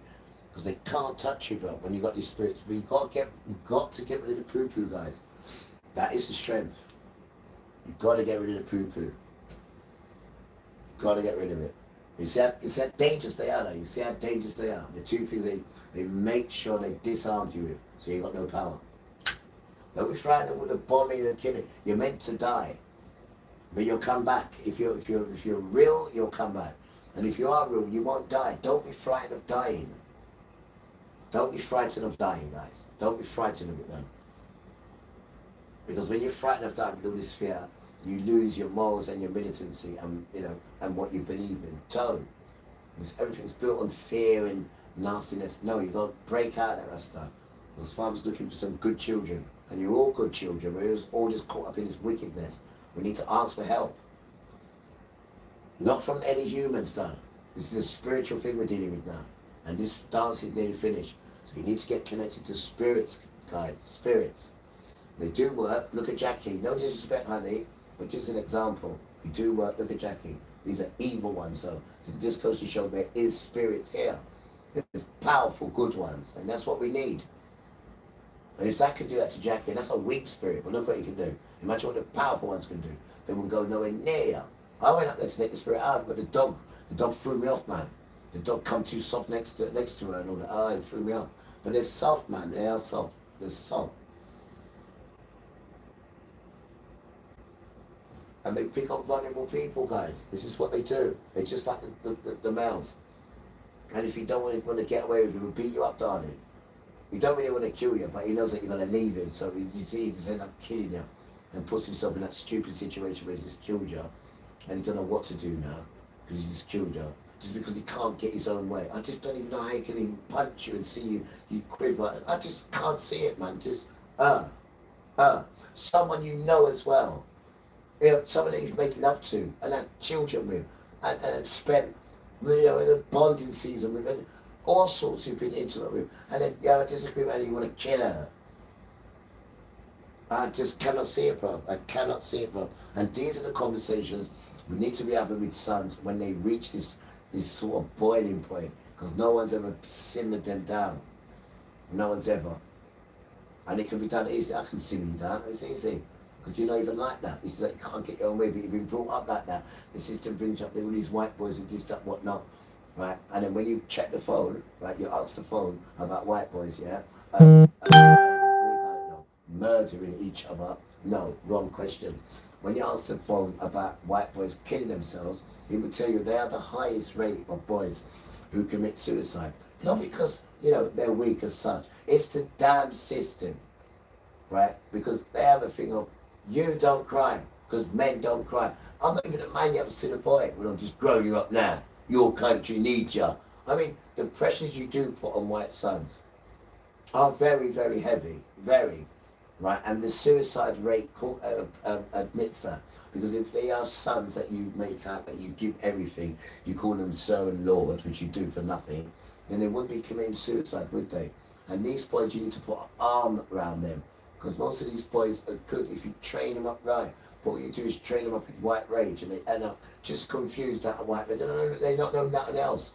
It's why they can't sit down with a woman and understand rejection. They can't, because of how you, the system, have grown these boys up. And then when they can't get it and they can't go anywhere else, what do? They commit suicide. You can go on the phone now, guys, and answer the phone, and it will tell you, sadly, white sons are committing suicide. Like real, and a high level as well. So it's not something to laugh at and all that. When you're not growing now, you move out the way. It's not something to laugh at. There's a problem going on with the sons, and it's the sons who run the dance. But you've got Esau, and you've got all these kings who think they're kings, and they're pressuring the sons because they cannot do anything without the people. Nothing at all. Not one thing can they do without the people. And all they're doing is poisoning the people against each other, but not poisoning the people to do their nonsense. And then when you're looking at the sons, right, they're all committing suicide. Look at this now as well. Go and ask your phone. Good example. EDF, which is Israel, modern Israel's soldiers. They are committing suicide 2,003 at a time because of the wickedness that they've been told to do, and now fathers turn it round on them, and now they've got that inside them, and they're committing suicide in the trail. Go and ask your phone. Go and ask your phone, guys. Committing suicide in the trail because of the wickedness they do. So to all people who want to go into the army and stuff like that, listen to your boy, yeah? Not the army. You don't want to go into there because that will traumatize you as well. Because all that is going to another country on their say-so, and you don't even know what it's like when they drop you off there. Right? Those are the stories you're not hearing as well, when they're dropping you off at these fighting sites. And not only that, it's going to traumatize you. You go in there with a gun and all that. What are you going there with a gun for? You're going there to shoot people. No matter what they tell you, you're there to defend yourself. You're in someone else's turn. And that traumatizes you. Because Father says you don't do that. There's number 3, guys. 7 things that Father hates. 6 he hates, sorry, 7's abomination. And the 3rd one, he says, hands that shed innocent blood. But these that haven't shed innocent blood, they've shed oceans of it. And they don't even apologize. Not that I say they're good, but they don't even have any recollection, or they don't even think about anything they've done because of their forefathers and their forefathers before and their forefathers before. All they've done is just pillage, rob, raped and steal. Pillage, rob, raped and steal. Even swap their own women and pregnant women for items to the Irish. and all them things there. There is nothing they haven't done to humanity. And humanity is saying, enough! That's what humanity is saying to you now. Right? And children are disappearing. Children are going missing. Why do you think they're going missing? They're going to Esau. That's where they're going. They're going to Esau. You mean pretend they said, we're in a world where there is cameras like dirt and cameras like sand. And you don't know where these children are going? Huh? You don't know where these children are going? Are you stupid or what? You put in laws that says, we don't protect young innocent children. Some people are not stupid. But so it's for us to protect them now. It's for us to be nosy. It's for us. Because this system is the worst on the universe. And Father's dismantling it, and so are all the good people. And all you need to go for is America and Esau. And that's what Father's doing. And they are the problem to the earth, them two there. All the others will crumble, but those two are the main ones. And Father has killed your money. The dollar bill is finished. It's finished, guys. Kaput. Done. That's gone. This is why Donald Trump went over there begging. Starting to make sense now? He ain't going to tell you that, is he? The dollar's finished. He ain't going to tell you that. We went over to China, that when he saw him just everything begging. And they put a big show on for him to make it look like, and now China's got him where they want him. And that is now going to be the big. And there's a C in there, isn't it? Big. China. The B is Brazil. And they've had this plan for ages, and now they've got it. There's no more dollar bill, guys. And now you're gonna really suffer. I said, Father, let's go on this long. But there is some wicked times ahead, guys. Wicked times ahead. You hearing your boy? Trust me, guys. So, what about this one? Let me tell you this one, guys, what they slipped in, which you didn't hear. Where we going now, guys? God, right, everyone's still there. I'm in my different side, I didn't realise she's not still there. Love, guys. Love, love, love. Where are we going now? We are going to England. Where are we going now? We're going to the King and his speech. Dangerous speech, guys. Dangerous. I don't know if you heard it.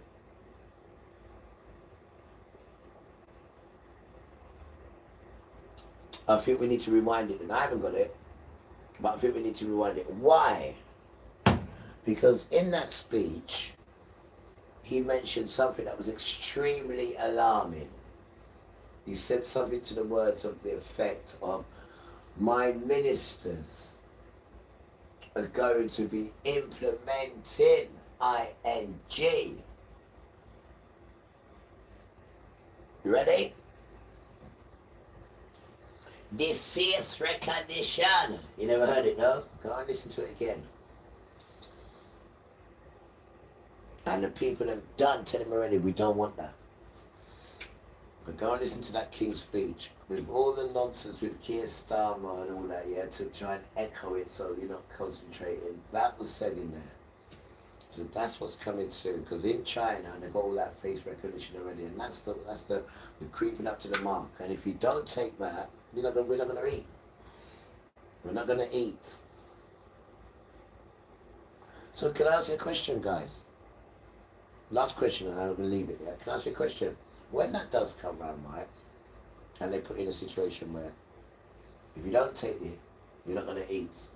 You're not going to get your bills paid. You're not gonna, what would you do? Don't answer it, right? But this is the question we're just going to leave each other with, right? Because this is what's coming very soon. So it's not something to answer. It's something to sit down and go and have a look at a way out. Because that's what's next. And if you go and have a listen to the King's speech, you'll hear it in there. It was in there. And these are the questions that we need to be asking ourselves, because when this thing comes, you don't want to be, when it comes, you don't know what's going on. You want to be ready for it. And he slipped it in that King's speech. Go and listen to it again. And these are the things you want to be listening to. He said his ministers. I've never heard him call them that before.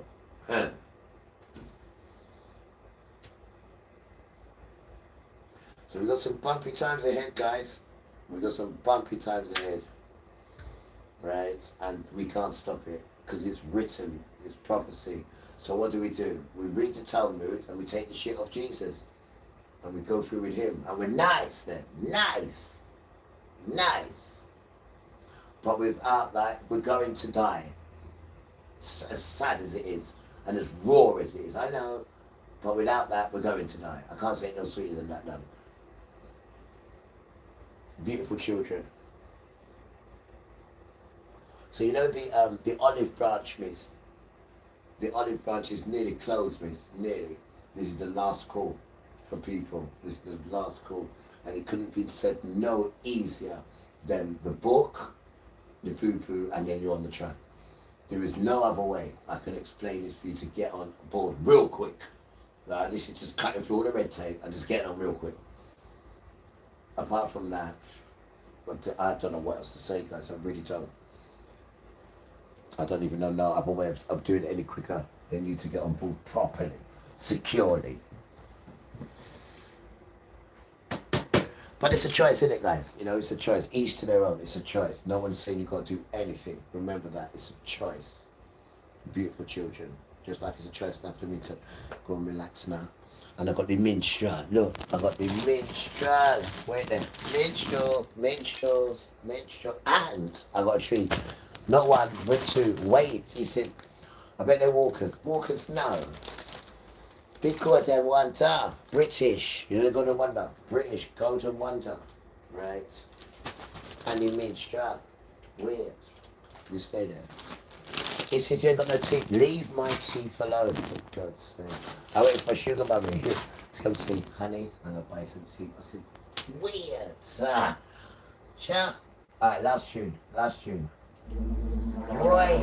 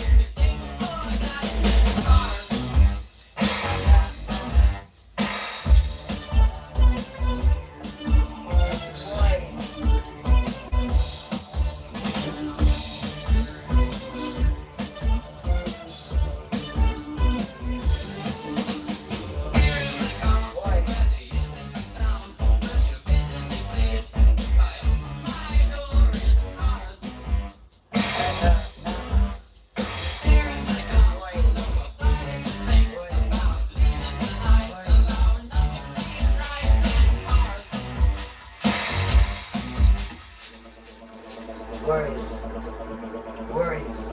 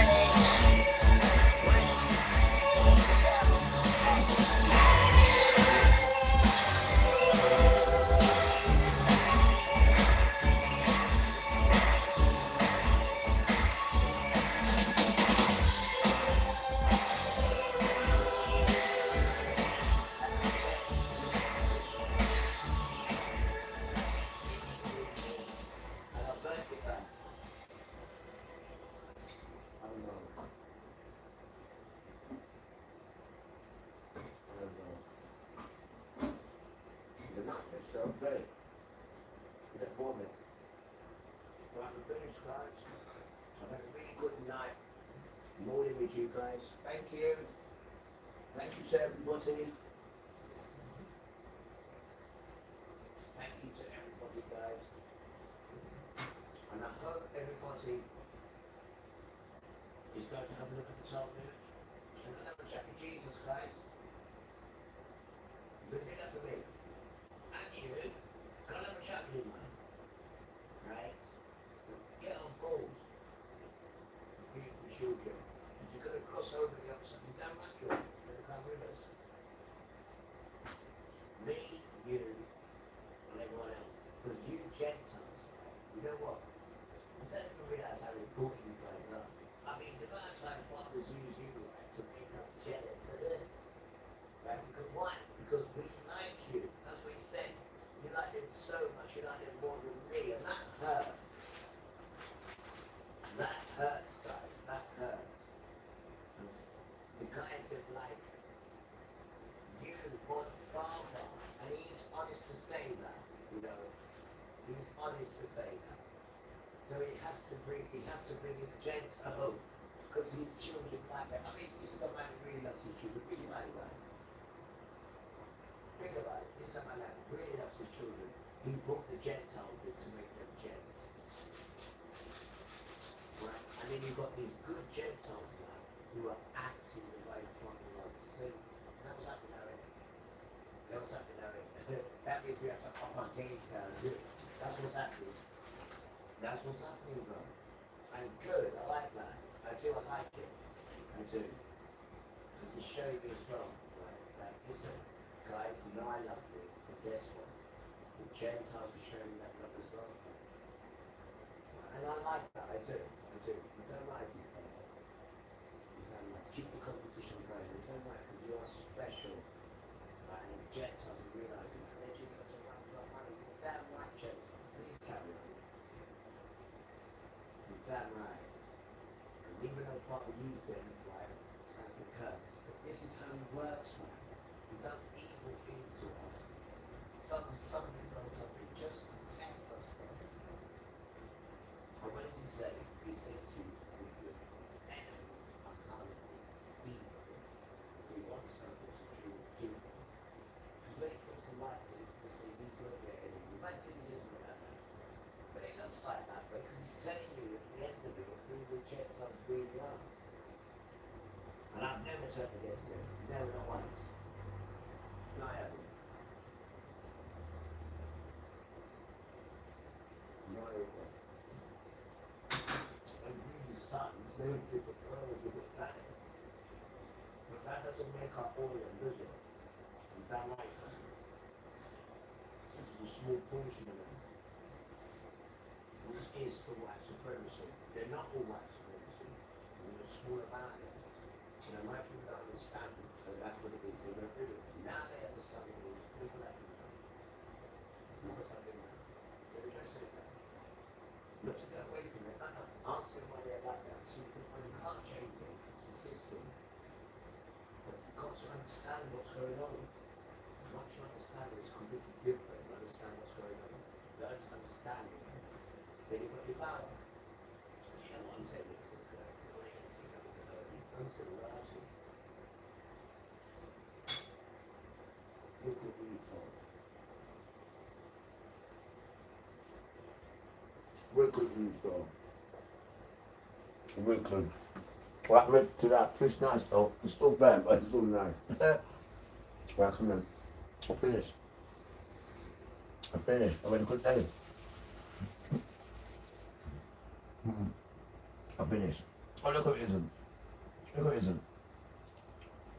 Also, he'd thrown out an idea of taking increases in defence spending out of overall totals. Well, that would just be really to acknowledge that on a bit of paper. early religious art often portrayed our biblical figures differently depending on the culture, creating the images over centuries. White Rage Exposed World is back again. The stop hits, right? Israel's image crisis. What now? Netanyahu collides Propaganda isn't working. What do you mean? And throwing good money after bad. Israel keeps boosting its propaganda budget, but judging from the polling numbers overseas, the return on that investment just isn't there. In journalism, there's libel, and then there's blood libel. A New York Times report on Israeli soldiers using sexual violence against Palestinian prisoners has not been well received in Tel Aviv. And artificial intelligence and the environmental cost, which is all too real. The price people are paying to make way for the data centers that power AI.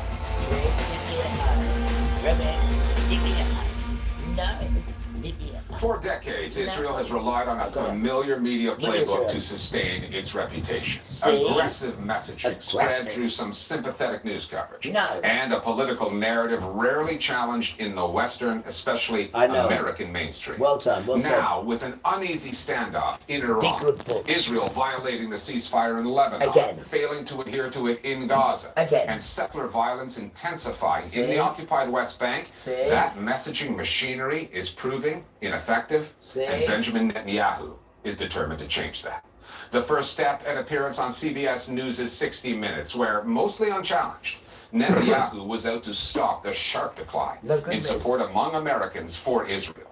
The second, longer-term strategy, an unprecedented expansion of Israel's Hasbara operation. Read, its propaganda. The huge amount of money it's now pouring into influencers, digital and media campaigns aimed at reversing the country's collapsing public image abroad.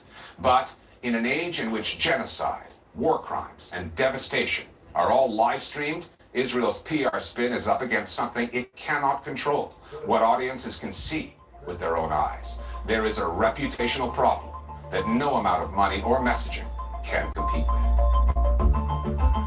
If Benjamin Netanyahu was looking for a safe space on the American airwaves for his first interview there since the start of the Iran war, he could have done worse than CBS News. Its reputation has taken a pounding since it sailed to pro-Trump billionaire Larry Ellison and his decision to put a self-described, unhinged Zionist fanatic in charge. Mr. Prime Minister, good to see you. Netanyahu went on CBS's flagship program, 60 Minutes, to shore up support for Israel, which the polls say more and more Americans see as a moral and economic liability. He played the blame game and turned his interviewer's phone into a prop to make his point. This is George Ryan. Netanyahu spoke about social media being the eighth front, that through social media you can manipulate, you can make people believe Israel is attacking civilians and so on. You can penetrate this machine and I can paint you as a monster. And if I say it often enough people will believe it. Of course, completely lies, but it's a narrative we hear again and again from Israeli officials. Their strategy seems to be social media posts for young people, and network TV is for the older generation. And that's why Netanyahu went on CBS News, because the older generation is now starting to turn on Israel as well, whereas like the youth are already gone. We have seen the deterioration of the support for Israel in the United States. The pro-Israeli opinion makers are very frustrated that there are other players in the field competing for the narrative. And so it's not just the idea of fake news, spreading misinformation about Israel. The point is, we are not the only player anymore shaping opinion. In response, the Israeli government is injecting more money into its Hasbara budget. Hasbara is a Hebrew word, a shorthand term Israelis use for their government's propaganda efforts, fought through public figures, online influencers, and bots. Fortunately, when the media is spreading one narrative, it's hard for the rest of the world to understand that. For late 2024 and 2025, Israel's annual Hasbara budget was roughly $150 million. That was jacked up this year to almost $750 million. That investment does not seem to have paid off. More than 60% of Americans, again, according to the polling, now have an unfavorable view of Israel. A recent study by an Israeli security institute warned of diplomatic isolation and a creeping boycott. And much of the money the government throws at Hasbara goes to waste when Israeli soldiers, be they in Gaza or now Lebanon, proudly post videos, many of which show them committing war crimes. Look at them happy, you know, when they're killing people. Look. Problem has appeared in the last 3 years when the Israeli government and its military arm started using social media in an attempt to change public opinion. But what they've been sharing and disseminating included evidence of Israeli war crimes. Israeli Hasbara cannot do what it wants to do because people see the actual realities of what the Israelis are conducting, and so it is actually shooting itself in the foot. And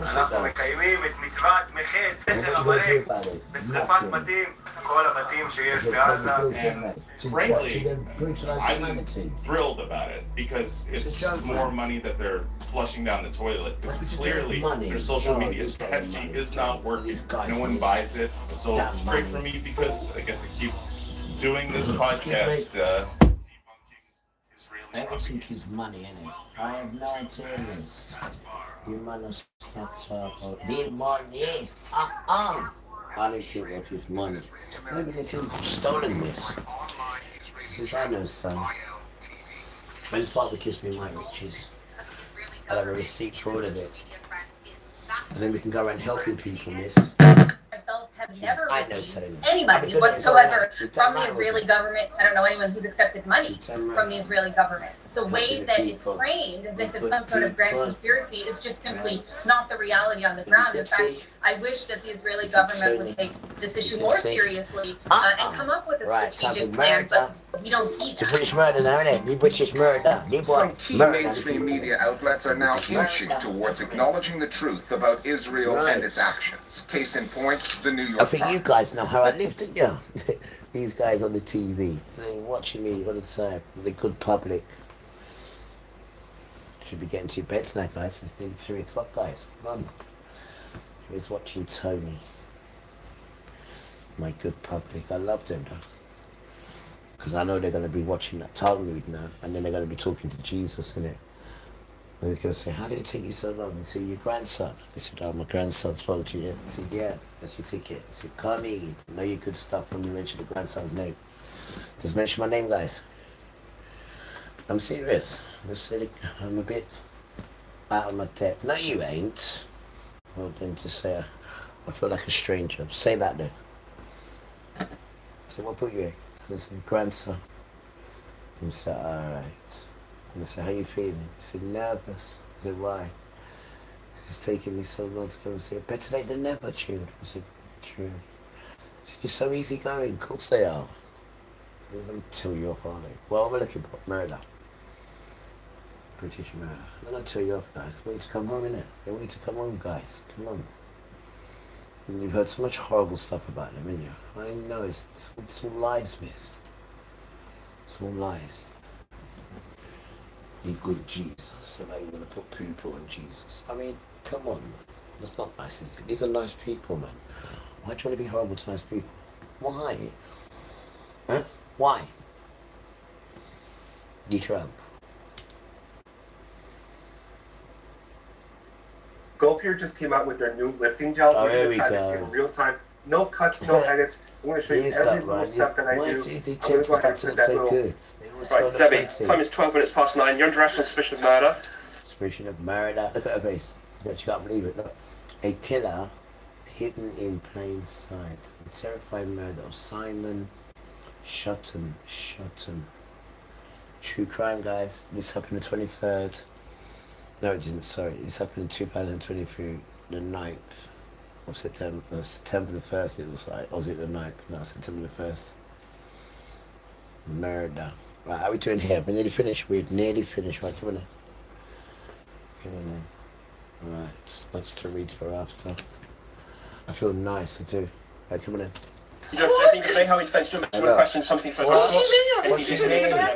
When body parts began appearing across Bournemouth, detectives uncovered a horrifying murder hidden inside a chaotic world of drug abuse and desperation. She looked like she was on drugs. The hacksaw used to dismember the victim was even captured on CCTV after being shoplifted. As this shocking case exposed the grim reality of addiction, exploitation, and violence for those living on the fringes of society. When police officers arrived at the scene in Bournemouth, they knew exactly what the smell was. It was human decomposition. Once you smelt it, it's something you never forget. One officer carefully cut into the wrapping with a penknife and exposed what appeared to be a human leg and foot, including visible toes and a toenail. That's a nice piano, mate, in the background. Searching nearby undergrowth, police located a second package containing another separate leg. In the background. Investigators later believe that the intense rainfall had caused the concealed body parts to slide from the hiding place onto the path below. The scientists worked at pace, and by August the 31st, a complete DNA profile was recovered from the samples from the legs, and they were identified as belonging to a man named Simon Shotton. The dad of sons, 48-year-old Simon, was known to the police in Suffolk, where he had been involved in crime, mainly it seemed due to the very serious addiction challenges that he faced. Most recently, in April 2020, he'd been given a 2-year suspended prison sentence after police found drugs at his home. His explanation to police was a really sad one, which was that he'd allowed his house to be taken over by county lines drug dealers, and for this, he was given a small amount of drugs each day. And 2 years later, he was in front of the courts in Ipswich again, this time on charges of supplying drugs and having a knife in a public place. And for this, he was sent to prison for 3 years. He was released on licence in September 2022, but with significant drug debts outstanding, it wasn't deemed safe for him to stay in the Ipswich area as the risk of attack was high. Turn you off. Guys, we love you. So Take care of Simon yourselves and decided to each make a other. fresh start on the And we'll south see you coast in tomorrow. Bournemouth by Bye. the sea. So I've got just to what go. had Come on, happened let me since he go. arrived on See the you later, south guys. coast, Don't and forget. just what had led to his Look up death. to your grandma. Look up to your grandpa. Fortunately, And as he look was up on to yourself. licence, he Don't was get the involved ruler. in The the ruler. probation Don't service, get the ruler. and they were able to See you give the later. police Bye. the telephone SIM card number See you that they'd later. given him and his last notified address